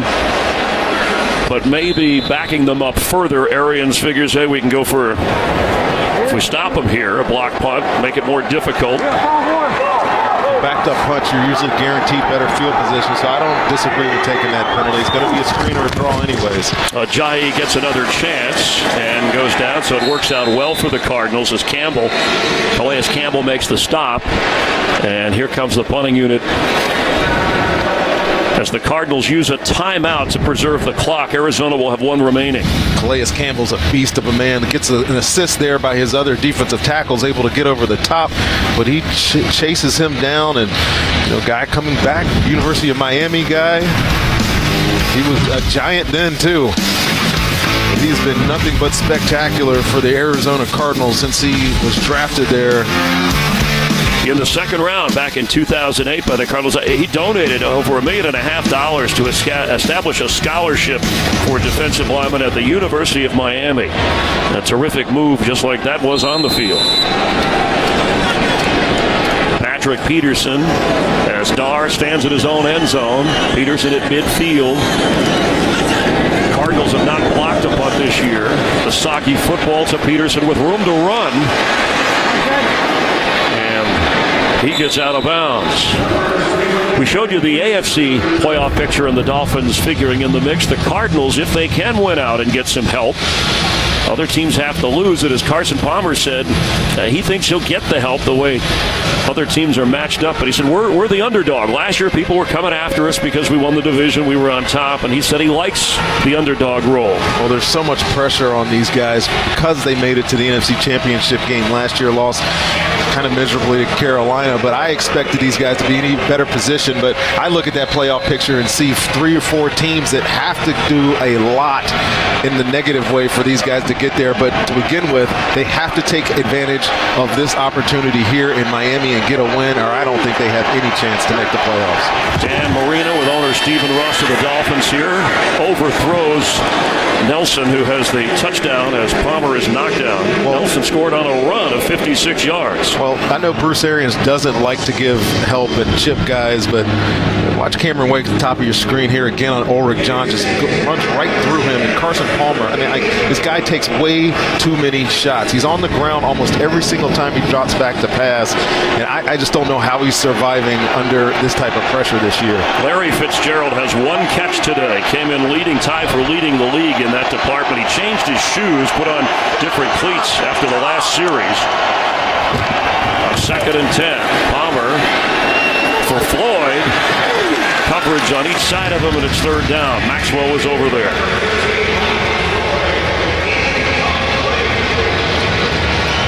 Myron Maxwell, who has played well last 4 games, he has 4 takeaways. His defensive coordinator saying it's not even close how much he's improved from early in the year to where he is now. Definitely been a plus here of late for the Miami Dolphins. I was a little, nonplussed about how he was playing. Got a big contract and didn't get the results out of it, and he got benched and came back, and he's played well. You said the 4 takeaways. He's covering up Larry Fitzgerald right here. Keep an eye on this matchup at the top of your screen. 3rd and 10, pass through the hands of Johnson and almost intercepted. Tony Lippett, who once was a receiver, shows you why he's now a defensive back. Sorry, that was a nice way, or maybe it wasn't so nice as saying he could have had a pick. Why do I care? That was a shot, right? Just because you play DB doesn't mean you can't catch. Some of us were like that, not Tony Lippett. It was a tough break because the ball was deflected. Why not have another turnover? I feel like that was a shot. I feel like that was a shot at me, not Tony Lippett. So, okay. I got good hands, right? Oh, okay. By the way, we have James Petralka, Rick Odioso, residents of Tampa here working with us in South Florida. Buccaneers play later on Fox in the playoff picture against the Saints. So are they going to try? They have a timeout from Miami at this point. A long field goal is at least how the Cardinals are setting up. Well, if you miss it, and they've struggled special teams, you miss it, you're giving the Miami Dolphins very favorable field position with 2 timeouts remaining here. I'd be shocked if they did. No, Catanzaro did kick a 60-yard field goal at Buffalo. The 60-yarder is the longest in the NFL this year. But it looks like maybe they're going to reconsider here. No? Okay, Catanzaro, who missed from 41. Dolphins are going to drop Grant back in case they have a chance to return. This kick will be 56 yards. The punter's the holder. Earlier, a bad snap cost him an extra point. Catanzaro missed one from inside of 45. It's up there. It's out there. And it's good there from 56 yards. Well, that's big. Big by Bruce Arians, showing faith in this unit. The drive stalled out. It wasn't a pretty 3 plays on offense, but snap, hold, kick, perfect, drives it right through the goalpost, and they get to 9 points before the half. Catanzaro, when he was at Clemson, he was in a couple of Orange Bowls in this stadium. One of them against Ohio State. He's had a mixed season, 4 field goals missed. Remember that 6-6 tie with Seattle? It was a crazy game that haunts them still in the standings. But getting points here, and now they trail by 5.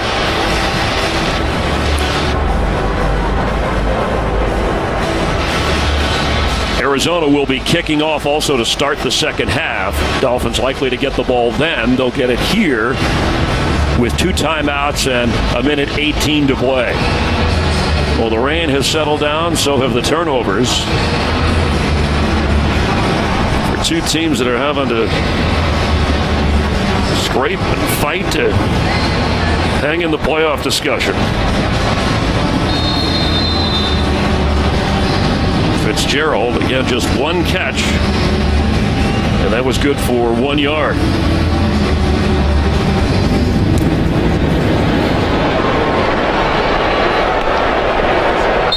Touchback. Dolphins will take over with those 2 timeouts. Let's check in with Kurt Menefee. Coming up on the Visa halftime, the Broncos and Titans go at it in Nashville, and the Steelers and Bills battle it out in the snow, while the Colts look to give the Texans their 4th consecutive loss. It's all coming up on the Visa halftime. What are you doing? Bottom challenge. Almost got it. Oh! Oh, there you go. That's what I'm talking Too bad about. we're out of time. No, we're not. Y'all got that, America. Just another job for Michael Strahan, right? Stick to your day job, Michael. How many takes did it for them to get that right? That's called analyst pong. Damian Williams is in from the 25-yard line. Dolphins with the lead on the football, and he bounces off one tackler, but there's a flag down, and Williams, here comes another flag as he gets all the way up to the 45, but yellow all over the place.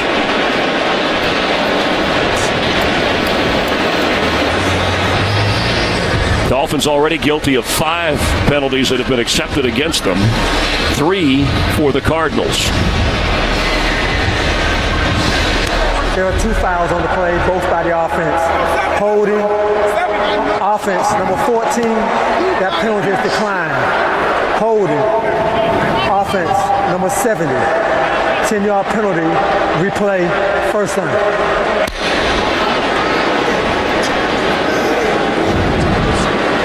Right tackle Jawan James right here, and you see it. Gets to the second level on Mentor. that move there takes him to the ground. That's the hold. There was another one down the field on Jarvis Landry, but we talked to Adam Gase the other day, and he was talking about Damian Williams, and you see some of his potential. These guys are exciting. Every time you give him the ball, something good happens. He hasn't had many touches today, but keep an eye on this kid. I like him. Not in the game now, though. Or he is in the game. I'm sorry. Still in the game. He's got 5 touchdowns this year, 3 running, 2 receiving. They say he's the best blocking running back they have. On first and 15, he'll get a chance to run. And Marcus Golden with the tackle. Golden, the player that was drafted by Arizona. They wanted to draft Amir Abdul a couple of years ago. And they were on the phone with him, and the Lions beat them to it. So they settled after taking Golden in that round. And in the next round, in the 3rd round, they drafted David Johnson. Fortunate they didn't draft Amir Abdullah. They got 2 good players out of that draft. Marcus Golden's having a heck of a season. He's got 7 sacks. Tannehill is slipping a tackle or 2 and running up across the 30.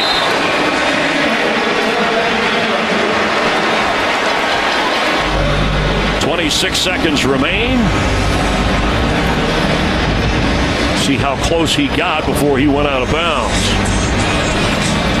I think he's well short, 4 or 5 yards here of the line to gain for a first down, but it was great coverage on the back in there, and you can tell that he was trying to protect the football there. He could have thrown a ball down the field, but he didn't.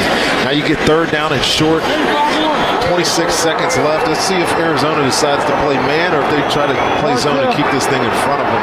Cardinals are known to do a lot of different things on defense here. Yeah, excuse me, they blitz more than anybody in the league. Tannehill dumps it off short to Williams, who's knocked down right away. And it's 4th down. Buchanan zeroed in on him. Watch Dayon Buchanan find this football here, right in the middle of your screen. I mean, I talked earlier in the game just how active he is, and a lot of times you see a littler guy, he just keeps his eye on the quarterback, knows his responsibility is 26, comes up, makes a nice tackle for balls. Cardinals used their last timeout for the half. And Patrick Peterson will go back to receive the punt. Maybe they'll put a block on with 19 seconds. Maybe they'll get the ball and try a Hail Mary. A 56-yard field goal, the last scoring we had by Chandler Catanzaro, and a brazen call from Bruce Arians after his kicker missed earlier from 41.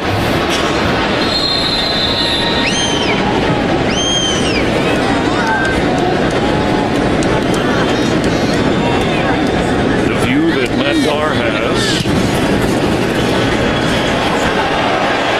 Flag down. Peterson from the 20 will head out of bounds. We'll check the penalty.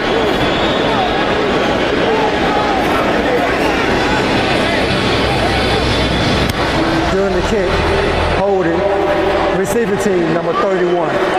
10-yard penalty, still first down. A special teams penalty on the Cardinals. I mentioned their road record this year, Rondé, 1-4. Defense, statistically overall, they're the number 2 defense coming into this weekend, but they've allowed more than 30 points per game on the road, and when they're at home, they allow just 14 points. It's inexplicable. I don't understand it. And, sometimes they've played a lot of games on the East Coast with Atlanta and Buffalo, and maybe they don't travel well, and it's very dichotomous to the way they played last year, right? They had that 7-1 record. It was a big reason they made it as far as they did. When they were on the road. They flew in Friday here in South Florida, trailing by 5 at the half. Let's head to Los Angeles for the Visa Halftime Report. A rainy day in South Florida. The Dolphins have led from the start and lead as we get ready for the 3rd quarter. We're just down the road from Chaminade Madonna High School in Hollywood, Florida. Playing some NFL on Fox. Is prohibited. Cardinals getting ready to kick off to start the second half. Dolphins with a 14-9 lead. Today's first half moments brought to you by Head & Shoulders, and the most turnovers combined for two teams this season, a total of 6 turnovers, 4 by the Cardinals. It wasn't raining at the start of the game, but it's rained off and on throughout. Fumbles, interceptions, and loose football. Dolphins have been able to handle it better than the Cardinals, and that's why they have the lead as Ryan Tannehill throwing a couple of touchdown passes, and that's today's first half moments brought to you by Head & Shoulders. A good day to use Head & Shoulders if your hair gets all messed up with the humidity. For you. Oh, yeah, that's right. Yeah. But you can still use Head & Shoulders for other things. All right, so this is the worst for Carson Palmer, 45 yards in the first half, 2 interceptions. The worst performance by him in the first half as a Cardinal. Can he turn it around? Oh, I'd love to blame him, but you got to blame that offensive line. But yes, I do think he can turn this around. Find some more of those quick, short throws that were successful last week against these Dolphins. And as you look at Miami, he came into this game, and we heard them talking this week about wanting to be playing their best football in December. Well, anybody expecting that is being rewarded with one of the ugliest games I've ever seen. Let's see if that turns itself around here in the second half, with both of these teams trying to make a final push in the last month for the playoffs. Catanzaro, who missed from 41 but made from 56 in the field goal department, drives this to the 1-yard line, and Kenyon Drake, who has a kickoff return for a touchdown this year, will get knocked down as he gets across the 20-yard line. Lets it down to the field, and Holly Saunders. Thank you, Chris. Had a chance to talk to Coach Arians coming out of halftime, and he was hot. I asked him what changes they're going to make. Both teams obviously struggled in the rain the first half. He said, catch the darn ball. I said, how do you do that when the ball is so wet? He said, wear your gloves or take them off. Gosh darn it. So I'm giving you the toned down version, obviously, but he is very hot. He also said we have to get Larry Fitzgerald, obviously, more involved. Got to get the ball to him more on first downs, guys. Thank you, Holly. And one catch for Fitzgerald. He was targeted on a touchdown that Carson Palmer missed on. Meanwhile, Ryan Tannehill has lost a fumble, suffered an interception, but a couple of touchdowns, has Miami leading. A missed extra point earlier by Arizona. Jay Ajayi knocked down. Dalen Buchanan's been all over the place. This guy is flying around today now. Dane Buchanan. I talked earlier in the game about not one guy getting this guy down. That is a hit. That is a big man hit on a tough runner. And you talk looking for a guy to set the tone for the second half of this football game. Started on the first play for Arizona.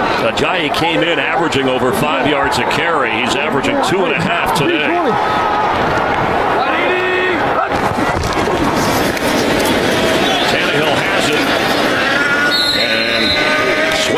From the secondary having to come in to get him. Again, the Cardinals playing without Tyrann Mathieu, missing his 4th straight game, may require shoulder surgery on this Cardinal defense. And here we go with Tannehill. You know, you listen to the local Joe Rose radio show, popular here in South Florida, and fans are back and forth on Tannehill, even though he has been the steady arm with this franchise. And after his worst game of the year last week on the road in Baltimore, trying to lead Miami here.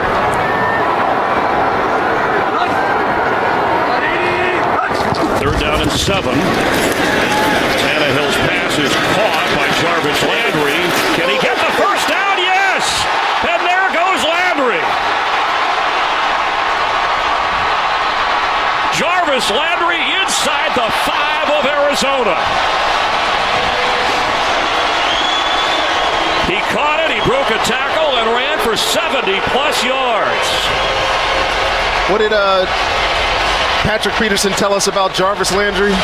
He loves the way he plays. He plays like he's 6'6", and on this play, there's not a guy to get it down. Tyvon Branch has got to get him to the ground. Tony Jefferson's got to get him to the ground, but he's such a tough runner. Stills with a nice block. And a good block down the field, yes, by Stills, and got to give Swearinger some credit for giving him some grass to defend there, but a big play for the Dolphins on offense to start this second half. Tannehill to Ajayi, and it's a touchdown. There's a flag down as soon as Ajayi got into the end zone. He doesn't know it yet. Holding. Offense, number 65. 10-yard penalty. Replay. First down. The call on the center, Anthony Steen. We also have an injured Cardinal. It looks like Dalen Buchanan. Well, this is going to frustrate Adam Gase with this holding call on this touchdown run, but more importantly for the Cardinals is Dane Buchanan on the ground here. We'll take a look and see what's going on with his ankle there. Today's game is sponsored by Southwest. Yes to low fares with nothing to hide. That's transparency. By FedEx. How the holidays arrive. And by Walmart. Celebrate the holidays with Walmart. Find gifts, groceries, and fast checkouts.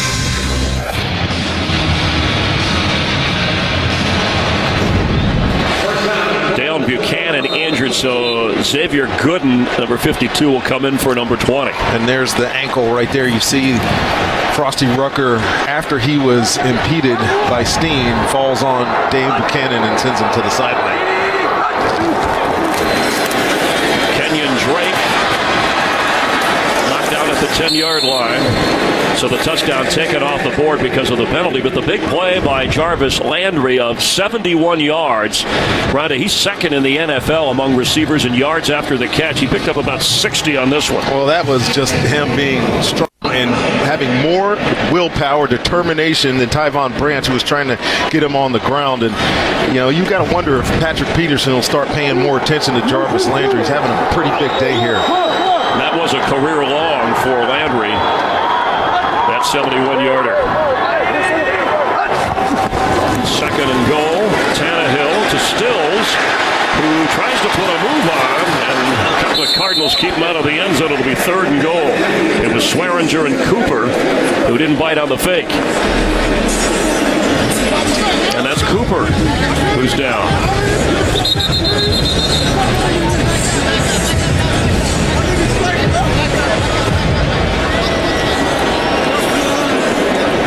I didn't see where he got hurt on this play. This Dale Buchanan walking back into the locker room.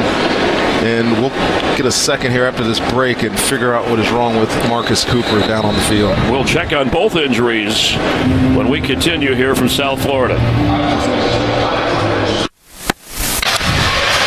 There was no flag on this play. You see Jarvis Landry come in late and hit Marcus Cooper in the back there. And he has a reputation of being that finish till the end of the whistle kind of player, even as an offensive guy, a wide receiver. Early in the year, he did it to Aaron Williams. And later apologized. And later apologized, yeah, but that's just his mentality. And as a defense now, you're Arizona. I mean, you got to be able to take that to heart. They're able to do something with Jarvis Landry. He's in their slot right here on the goal line. Justin Bethel comes in to replace the injured player, Tannehill, for the end zone. Touchdown, Miami. It's Damian Williams.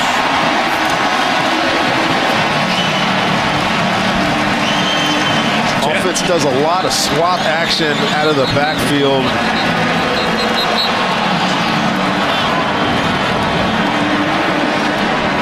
And this is a penalty, I think, on Miami post-touchdown. After the scoring play, unsportsmanlike conduct, taunting on the offense, number 14. This is the first unsportsmanlike penalty with regard to disqualification for this player. This foul will be enforced on the ensuing kickoff. The call on Landry this time. Well, here's a touchdown, and you'll see Damian Williams, little swap action, go into the flat, and this is a replacement for Dale Buchanan, number 52 there, Xavier Gooden. But Jarvis Landry, he's got to come to the sideline. His head coach has got to get in his head and say, calm down, dude. I know he's excited. He's a guy that plays with a lot of emotion, but this 15-yard penalty on sportsmanlike is something you just can't see. You can see him in the back of your screen there, number 14, taunting the guys for Arizona. And that's just going to hurt your football team. Andrew Franks for the extra point to make it a 21-9 game.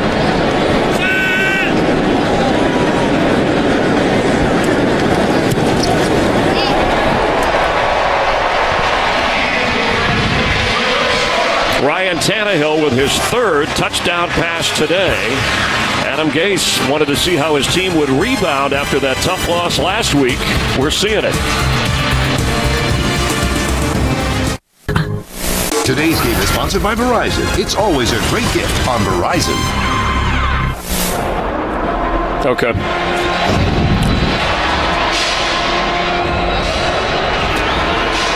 The penalty moments ago on Landry for the taunt after the touchdown, of which he was not involved in, and being counseled to cool it on the sideline because Miami kicking off from the 20. Cardinals, who trail 21-9, should get good field position. Britton Golden, who can fly, has it. Straight ahead, just short of the 30-yard line. Carson Palmer will get the football for the first time here in the second half. Coming up next, America's Game of the Week and a Cardinal loss with a Seattle win, and the Seahawks lock up the NFC West. But the Packers and Aaron Rodgers hoping for other ideas. They want to run the table and make that game against the Lions at the end of the year mean something for the playoffs. It's part 2 of our NFL on Fox doubleheader coming up after here. Also the Buccaneers and Saints. Some of you will see that game. Tampa Bay in the playoff picture with a record of 7-5.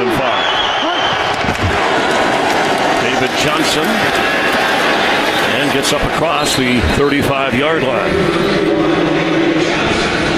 Well, it's time for Arizona to get a drive and answer these points here to start the second half. They've been such a sloppy football game up front for the Cardinals. Turn around, hand this ball off to David Johnson. Let him be the bell cow today because the field's sloppy. Carson Palmer is not having his best day, unassisted by his offensive line. John Brown, who has been limited because of the sickle cell trait and hamstring problems, number 12, who's a game changer at receiver, is in on 2nd and 3. They're going to try and run, but nowhere for David Johnson to go.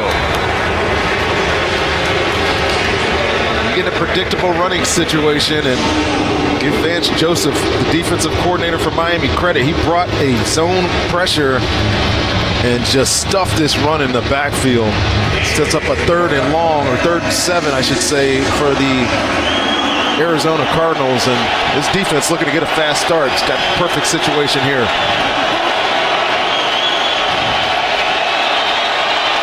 DJ Humphries is out. He was the starting left tackle. John Wetzel's moved into his spot. Earl Watford at the right guard. Palmer hits Johnson. He splits a tackle, but is brought down short of the first down. Let's check in for an injury update with Holly. Yeah, Chris, 2 Cardinals headed to the locker room. Dayon Buchanan with an ankle injury and Marcus Cooper with a back injury. They are both questionable right now to return. Chris? All right, thank you very much. And the frustration for Bruce Arians. Jarvis Landry back to receive the Drew Butler punt. Waves for the fair catch and has it around the 16-yard line. Dolphins march in for a touchdown to start the second half and have the football once again, leading it home against the Cardinals. This is going to be a slaughter. OMG. MasterChef Celebrity Showdown, January 2nd on Fox. Athletes and rock stars. You're both. What is? I'm not a rock star. How'd you and your brother do? See, by the way, is that Gordon guy as rude? He's actually nice. Nice guy? He taught me a thing or two. Well, good. We look forward to the show and the competition. If you love cooking, high snap. Tannehill, creative as he runs across the 16-yard line. Well, he saved this one, Chris. This ball is going over his head. Another poor delivery between the center and quarterback, but his athleticism does him a favor right there, and smartly gets down before he gets drilled by Mike Minter. He's the second leading rusher for the Dolphins today with 20 yards on the ground. Ajayi only has 31. But 3 touchdown passes, an early strike to Stills. There's Mike Pouncey, who is out again, and a smile there, but there are some deep concerns about the long haul. He keeps saying he wants to play every week. Between the hip and seeing specialists, there's some long-range concerns. Pass is caught by Devontae Parker, who showed some toughs last week with the back problems. He toughed it out against Baltimore and got a hit here today with his first catch. Well, Ryan Tannehill takes a shot here after the pass. Free blitzer. Nobody picks him up. Good job by him finding the open receiver and getting out of his hands before he sacked. Dale Buchanan and Marcus Cooper remain out. They went to the locker room after injuries. Now 3rd and 7. Hey, 5-1's Mike. 5-1's Mike. Line.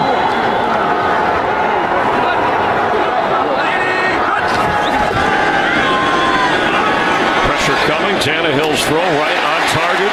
Stills with the first down, short of the 34-yard line.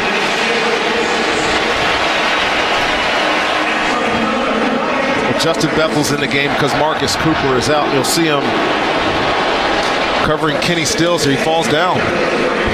This field's a little slick. Good route, really, by Kenny Stills. Great delivery of the football. First down for Miami Dolphins.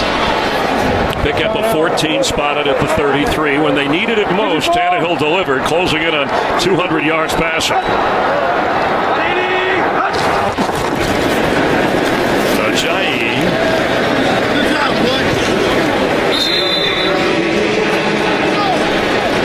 And when we talk about fans or the acceptance of Ryan Tannehill now in his 5th season, first-round draft pick, a guy who didn't play a lot of quarterback in college. Look at the numbers and the names. That's up to date, including today's numbers. Well, they need to accept that he is what he is. I mean, he puts up a lot of yardage. We've talked about this when we've had games in the past with Miami about why people doubt him. He's putting up the numbers. He needs help around him, and he's gotten that so far this year with Jay Ajayi. I think Adam Gase is a great quarterback help kind of guy, and he's definitely benefited from this season. Ajayi fighting just short of the 40-yard line. And the clock running. Just over 6 minutes to play. A long drive, a big play to Landry. Set up the touchdown to start the second half. The Dolphins are chewing up the clock and protecting a 12-point lead. Well, to me, Chris, they're playing like they're showing that urgency. They're showing that want to get to the playoffs despite some of the early setbacks that they had in this football game. They've been the better team here in the second half, I think, very clearly. 3rd down and 4.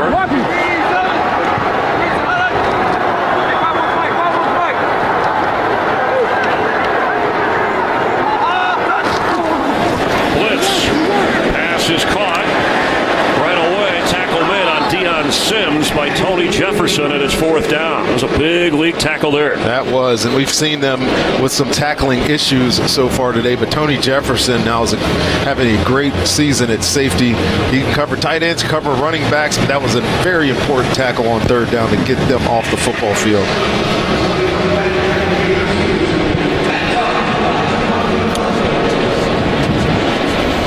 Patrick Peterson standing back at the 10. Matt Darr at his own 26-yard line. Dolphins milking the clock for all that they can before snapping it.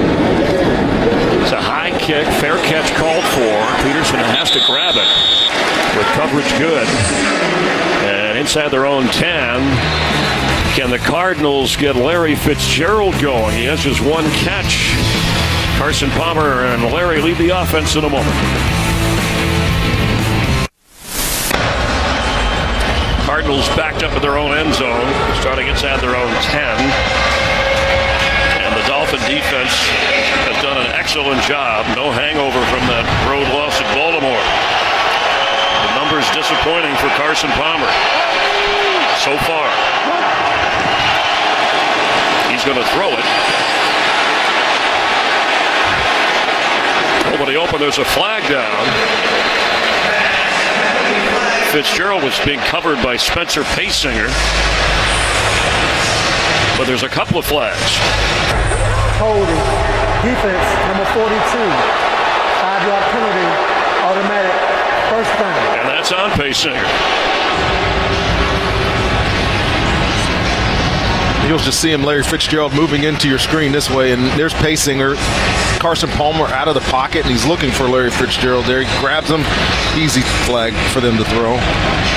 But Larry Fitzgerald's been a non-factor. I mean, they're using him a lot in the running game today, trying to get David Johnson going, obviously with the rain, which is starting to come down again now. He just hasn't been the factor that we've seen, and he had a good matchup against Bobby McCain inside. It just hasn't materialized for Arizona today. Palmer hadn't had a lot of time to get the ball out on first down. Pressure coming. The ball is out. Knocked out. It's a fumble and recovered by Arizona. Andre Branch forced the fumble. Chris, you mentioned that DJ Humphries is out of the game. This is John Wetzel moving out to left tackle. He played right guard a couple of weeks ago for this team, but just got blown by, and really good awareness by him once he gave up the sack to get on this football, because this would have been the 7th turnover of the game. And Arizona, this offense, for whatever, over and over again, continues to fail itself on the offensive line. Wetzel did recover the fumble. Loss of 5. Rain coming down again. Palmer has to get rid of it. There's flags all over the place. Downfield. Before the snap, delay of game, offense, number 3. Half the distance to the goal, still second down. Well, this guy's got to be frustrated with anything. This offense is abysmal today. I mean, other than the long run that we had from J.J. Nelson, the 56-yard touchdown to start the football game, they've done nothing. They've turned the ball over. They haven't really got a drive to go past the 50, and they continue to get hits on Carson Palmer and set themselves back. Now they're in a backed-up situation, and Miami's getting ready to pin their ears back and try to get after this quarterback again.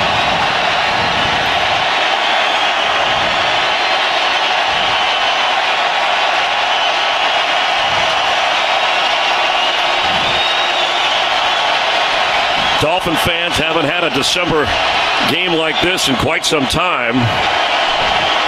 Trying to go to 8-5. When the pass was gone. Previous spot. Thank you.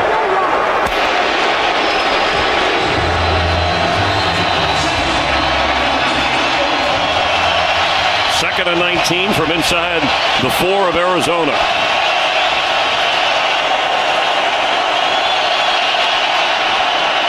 Carson Palmer almost intercepted. Oh, Andre Branch had that and could have strolled into the end zone. They were trying to set up a screen. I think everybody in the stadium knew a screen was coming here. Delayed release by David Johnson. Watch 50 flash into your screen right here. Man, that's a missed opportunity. That could have been a pick into the end zone, and in this game would have been clearly out of reach, but missed opportunity. Still setting up a 3rd and forever for Arizona, and they got to be careful with the football here.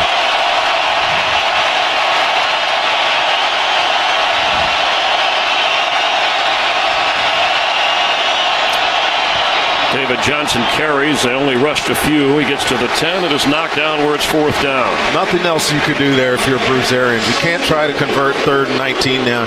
Your quarterback's been under duress all day long. You don't want to put him in a situation where he's going to get sacked and fumble in the end zone. You do the prudent thing and run it and hope that your defense can answer the call here, because Miami's getting hot on offense in this second half. And well, it's still a 2-score game if it doesn't get any worse for Arizona, and Miami'd like to widen that gap a little bit. They'll have good field position. Butler lines this to Landry inside the 40 of Miami. Straight ahead. Ball's out, and the Cardinals are on it. He ran into a wall and fumbled, and Arizona has the football. Well, he ran into his own guy. That's Kenyon Drake, who's leaning over in pain. Looked like Okafor came up with a recovery. That's Alex Okafor with a loose football. Well, the Dolphins showed a pressure and brought all their guys in, so he had a ton of room here to run. Kenyon Drake just unaware of his returner and causes the fumble. Arizona's right there on the spot, and now they're set up in favorable field position on offense. It's just the break that they needed, Chris, because they weren't showing us anything on the offensive side of the ball.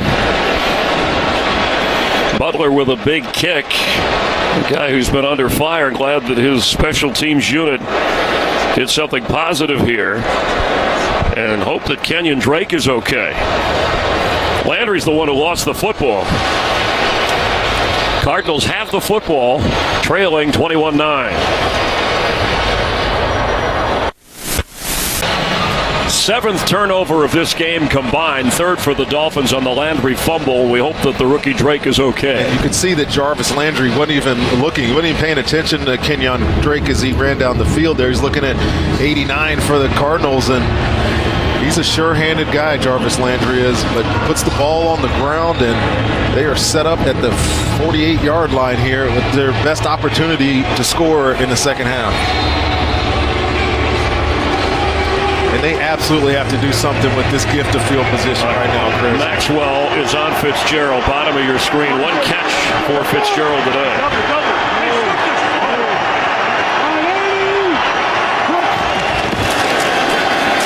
David Johnson to the 45-yard line. Extra pushing and shoving there. Gresham involved. You know, one of the reasons, well, we got a flag here, some sort of unsportsmanlike, I'm sure, after the play.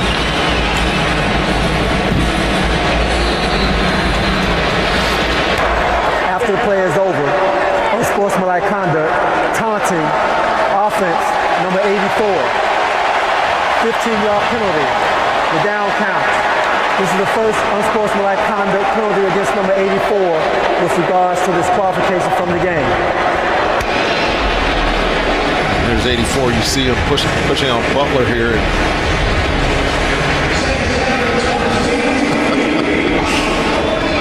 Looks like he was having a little fun even after the shoving. Donald Butler was happy with the result, but the Cardinals self-destructing here. I mean, that was a loss of 15 after they had picked up 2. 2nd and 23 at their own 40 now.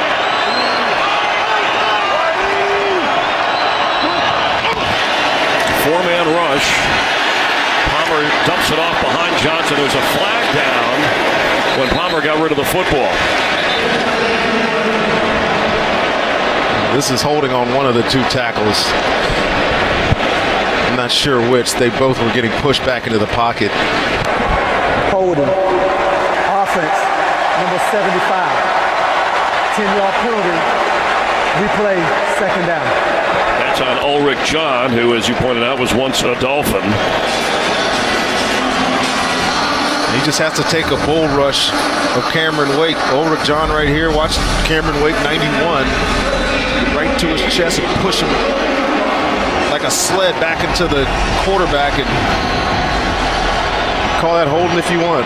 But I don't know that I've seen more 2nd and 33s and 40s from any team in football than Arizona. It's just, this has happened to them time after time all year long, and put themselves so far behind the sticks. It's very difficult. Incomplete for Fitzgerald, and he wasn't open. Let's get a game break. Check in with Kurt Menefee. Well, the Lions have won 7 of 8, but this Bears defense has really played well of late. Case in point, Trayvon LeBlanc picking off Matthew Stafford and taking it all the way back for the touchdown and giving the Bears a 17-13 lead in the 4th quarter at Detroit. Chris, Rondé, and Holly.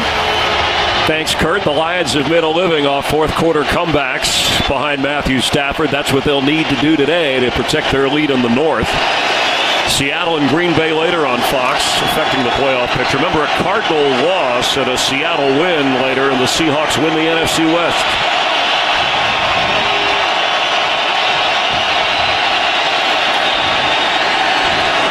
Underneath, and Gresham drops it. On 3rd and 33. Now it's 4th down. Cardinals moving backward. They had the ball at the 47 of Miami, but penalties and mistakes, and they were all the way back inside their 30, where their punter will come out now. So they couldn't take advantage of the fumble recovery from Landry. Well, this doesn't look like a team that's desperate to make the playoffs to me right now. Just this many mistakes and negative plays, just, it's unbelievable. And the Cardinals are this is the today. bad punt that they've been dealing with quite a bit. Butler's a guy who got booed at home last week, even though the Cardinals ended up winning an important game against Washington. That punt just 31 yards. Well, the Walter Payton NFL Man of the Year Award, presented by Nationwide, recognizes players who have made a significant impact on the field and in their communities, and the winner will be announced at the NFL Honors Awards Show. That's February 4th here on Fox. This year's nominee from the Cardinals, it's Larry Fitzgerald, and from the Dolphins, Mike Pouncey. You can visit NFL.com/Man of the Year to learn more. 1:46 to go in the third quarter. Dolphins now from their own 44 after the poor punt.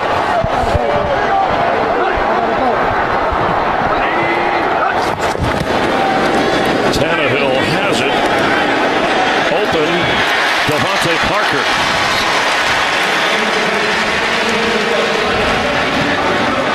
And Tannehill is in pain and signaling for some help. He got hit right on his right knee late at the end of this play, and I think it's Calais Campbell who's penetrating here. You see 93 on your screen right there, and watch him hit Tannehill below the knee there, and that does not look good for Ryan Tannehill. Immediately grasping at it.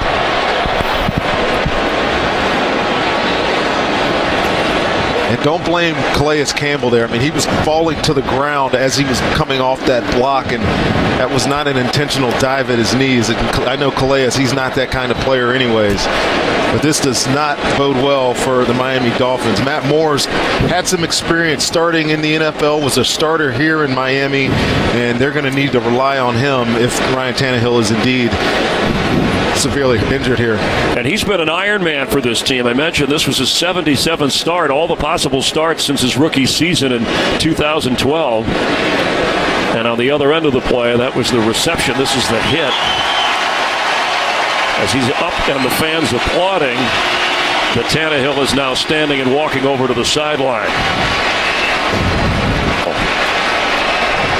That's what the cheer was about.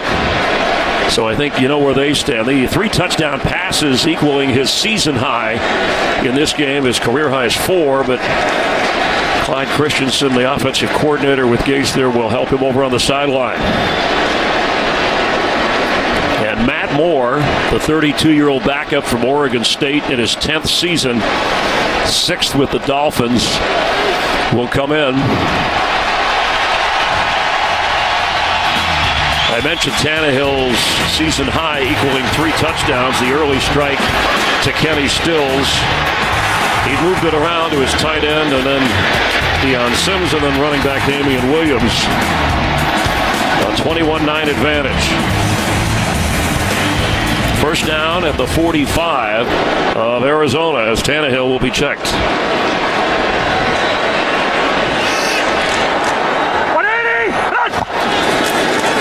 Jay Ajayi gets something out of nothing. 5 yards, but it looked like he'd be tackled for no gain. And he always is doing this, isn't it? First guy there is never going to get him on the ground. He's just too elusive. Whether he's running angry or running elusive, he finds a way to make that first guy miss, picks up nice yardage on first down when there really wasn't anything there. They continue to work on Tannehill. Tony Jefferson slow to get up for the Cardinals. And it looked like because he was in the injured player, he's going to have to come out for at least a play. So Britton Golden is going to come in for him. They're thin in the secondary as Tannehill is trying to walk off the van or head to the locker room. The Britton Golden, last couple of games ago, we had Arizona. We were at practice and saw number 10 in the secondary, and they just don't have any bodies back there. So he's a guy that's versatile enough to go back there and play in the middle of the football field for him.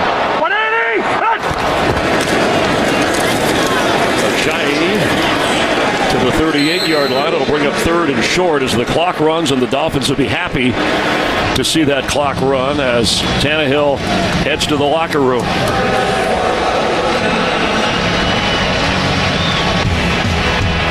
Dolphins come out of the second half with a touchdown and add to their lead. We've completed 3 quarters, and the Dolphins are in control.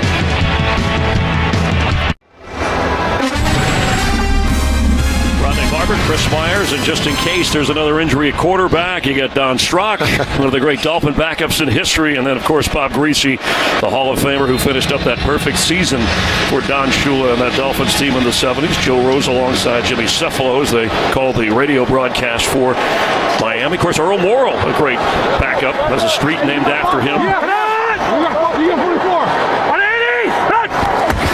On 3rd and 4, Ajayi fights hard, but short of the first down as Matt Moore is in for the injured Ryan Tannehill, and we'll keep a close check on that. Holly Saunders down on the sideline as Tannehill went to the locker room. So on fourth, they're going to go for it here, try and keep the clock running and keep possession of the football.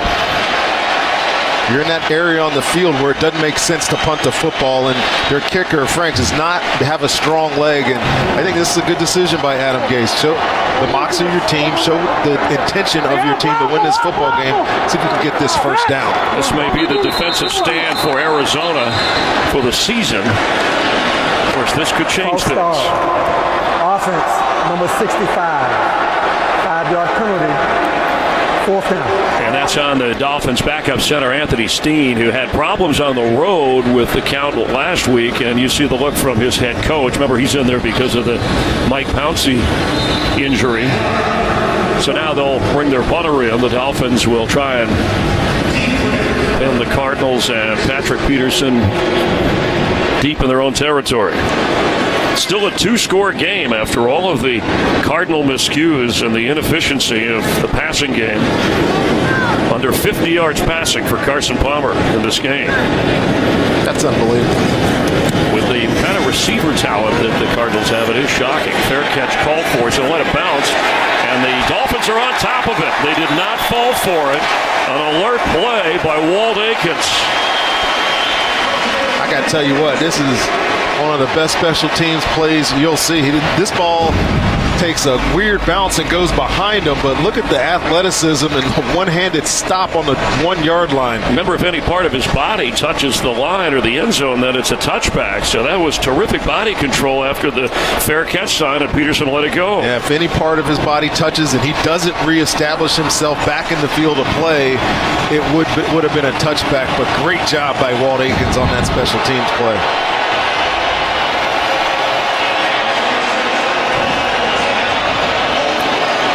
Second half, the Cardinals have been backed up in their own end zone much of the second half in the third quarter, now the fourth.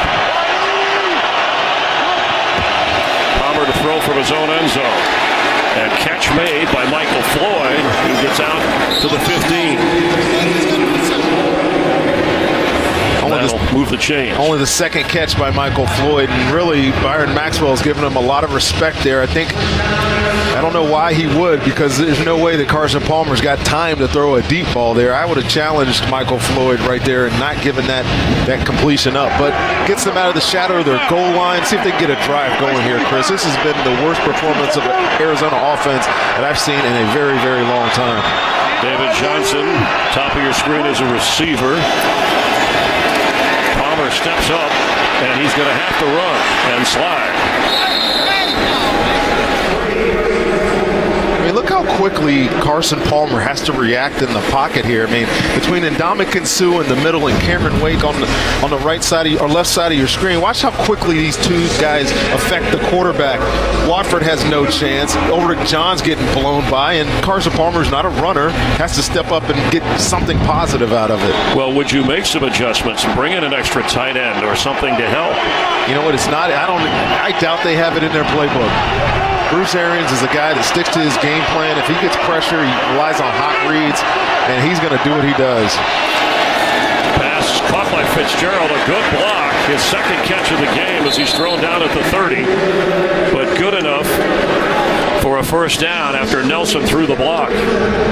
Yeah, great block by J.J. Nelson. It's borderline, maybe down the field too far, because if he hits this defender before Larry Johnson catches, it's a penalty. But the timing is good.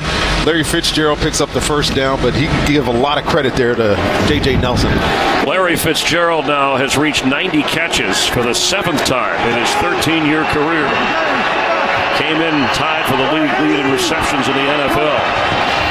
On first down, Palmer, back foot, completes. That's Gresham falling to the 39, short of the first down. David Johnson, meanwhile, came in with 12 straight games to start the year here with over 100 scrimmage yards or more combined here. He's got 92 today. I think he'll get that. He's still going to be a focus of this offense here in the fourth quarter. They got to find a way to get him on favorable matchups. Now, all day, what I've been seeing, when he comes out of the backfield, I haven't seen 45, Mike Hall or Pace Singer 246, the other linebacker, play. Direct snap, Kerwin Williams on the Wildcat. We saw this earlier go for 20. He does get the first down. And another cell of rain, another layer sweeping through here.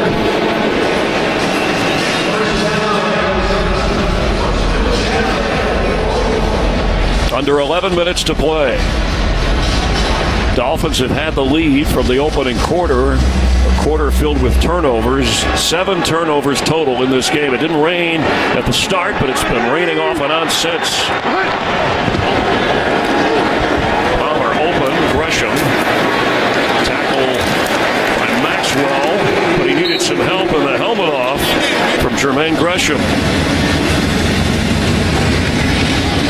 Having a good game, Jermaine Gresham is, and getting some tough yardage. And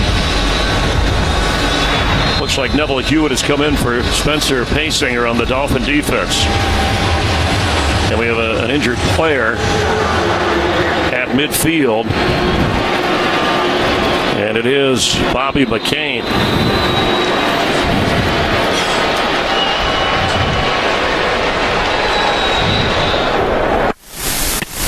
Today's game is sponsored by Samsung Pay. Turn your phone into your wallet. Dolphins quarterback Ryan Tannehill, this is from earlier, remains in the locker room. They are checking his left knee. He acknowledges the crowd late in the third quarter as Matt Moore came in for him after Tannehill throwing 3 touchdown passes. Meanwhile, Jermaine Gresham with his third catch from the 46 of Arizona. The blitz coming. Fitzgerald hit hard as he caught it by Neville Hewitt, but short of the first down. Well, as much as this game has been about those 3 touchdowns by Ryan Tannehill, give this defense some credit. I mean, they were completely destroyed last week against Baltimore. I mean, this is a talented Arizona offense, and they are holding these guys to under 225 yards through 3 quarters into the 4th. So with some guys injured, got to give them a pat on the back. Defensive coordinator Vance Joseph as well. David Johnson on 3rd down and 2. Gets the pitch. There's a flag down right away. Johnson has the first down.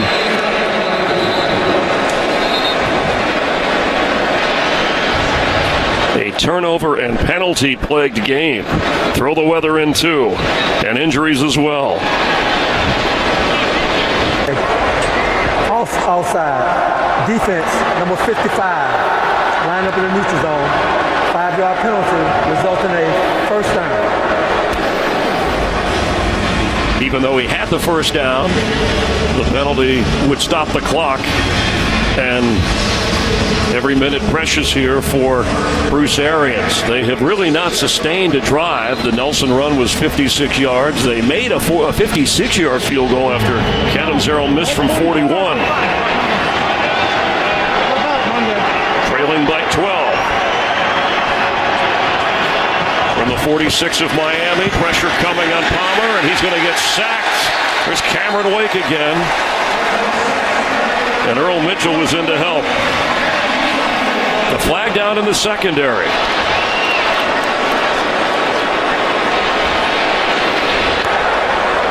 While the quarterback was in the pocket, illegal contact. Defense, number 45. 5-yard penalty, automatic first down. Well, that's about the only thing that's going to stop this defense right now.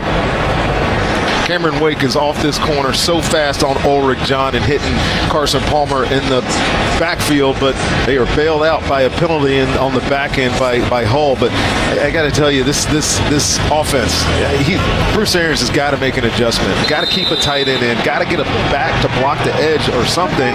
Every single time we see a drop back, it's a hit on the quarterback. From the 41-yard line, David Johnson knocked down at the 39. Well, Ryan Tannehill is out injured. Carson Palmer has not reached the 100-yard passing level. Intercepted early by Mike Hull.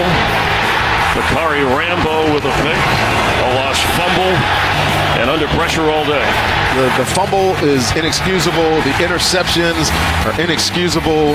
What is excusable for him are the number of hits that he has taken. And you got to wonder how he's still standing in this game. But he needs to manufacture a drive right now. He's got time. And a flag down. Larry Fitzgerald trying to get to the football. Byron Maxwell was back there. Pass interference. Defense, number 41. Spot of the foul. Automatic. First down. You know, I sometimes lament the fact of pass interference in the secondary, but this could be a double or triple hold. Gets the double move, the out and up, and Byron Maxwell really probably a smart penalty, because if Larry catches that, it's going to be a touchdown. He'll take the spot foul on the hold and let his defense defend some more grass here. 16-yard pickup on that penalty. Ball spotted at the 23 of Miami. It's a two-score game. You got to figure the Cardinals, if they even had to settle for three, it still leaves them a chance with an 8-point difference, touchdown and 2-point conversion. But they're hoping to get into the end zone. Palmer open. Knocked down inside the 10 is Jermaine Gresham with his 4th catch.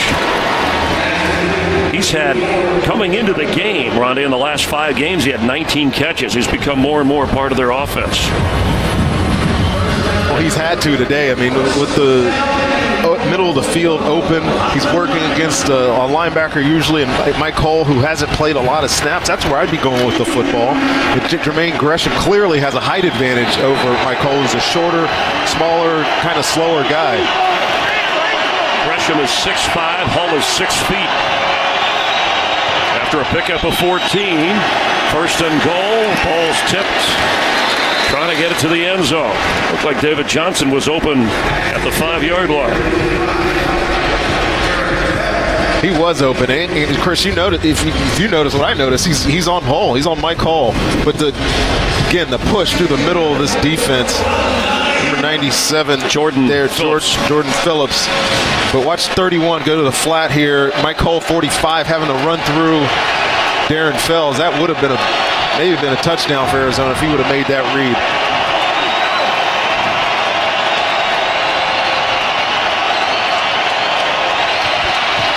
Second and goal. Palmer throws behind, and it's incomplete. That was Darren Fells, the other tight end, and it's third and goal. Even when Palmer has connected, his throws have not been pinpoint. Not been his best day. Just over 100 yards. And he is, I mean, you figure that Miami's had about 13 penalties on the day.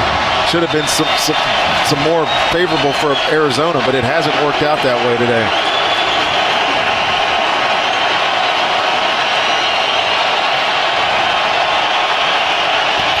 On third and goal, Palmer for the end zone, catch made, and yes, touchdown Britton Golden.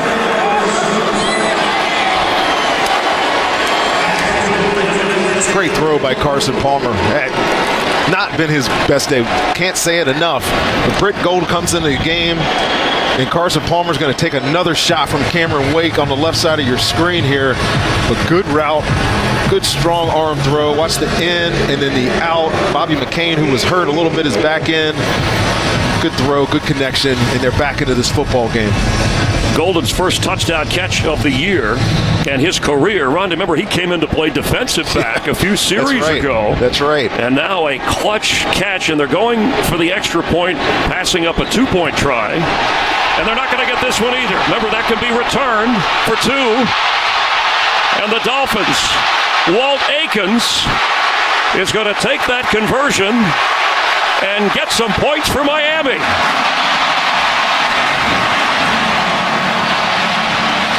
Well, that about says it all, doesn't it? Another bad snap for Arizona.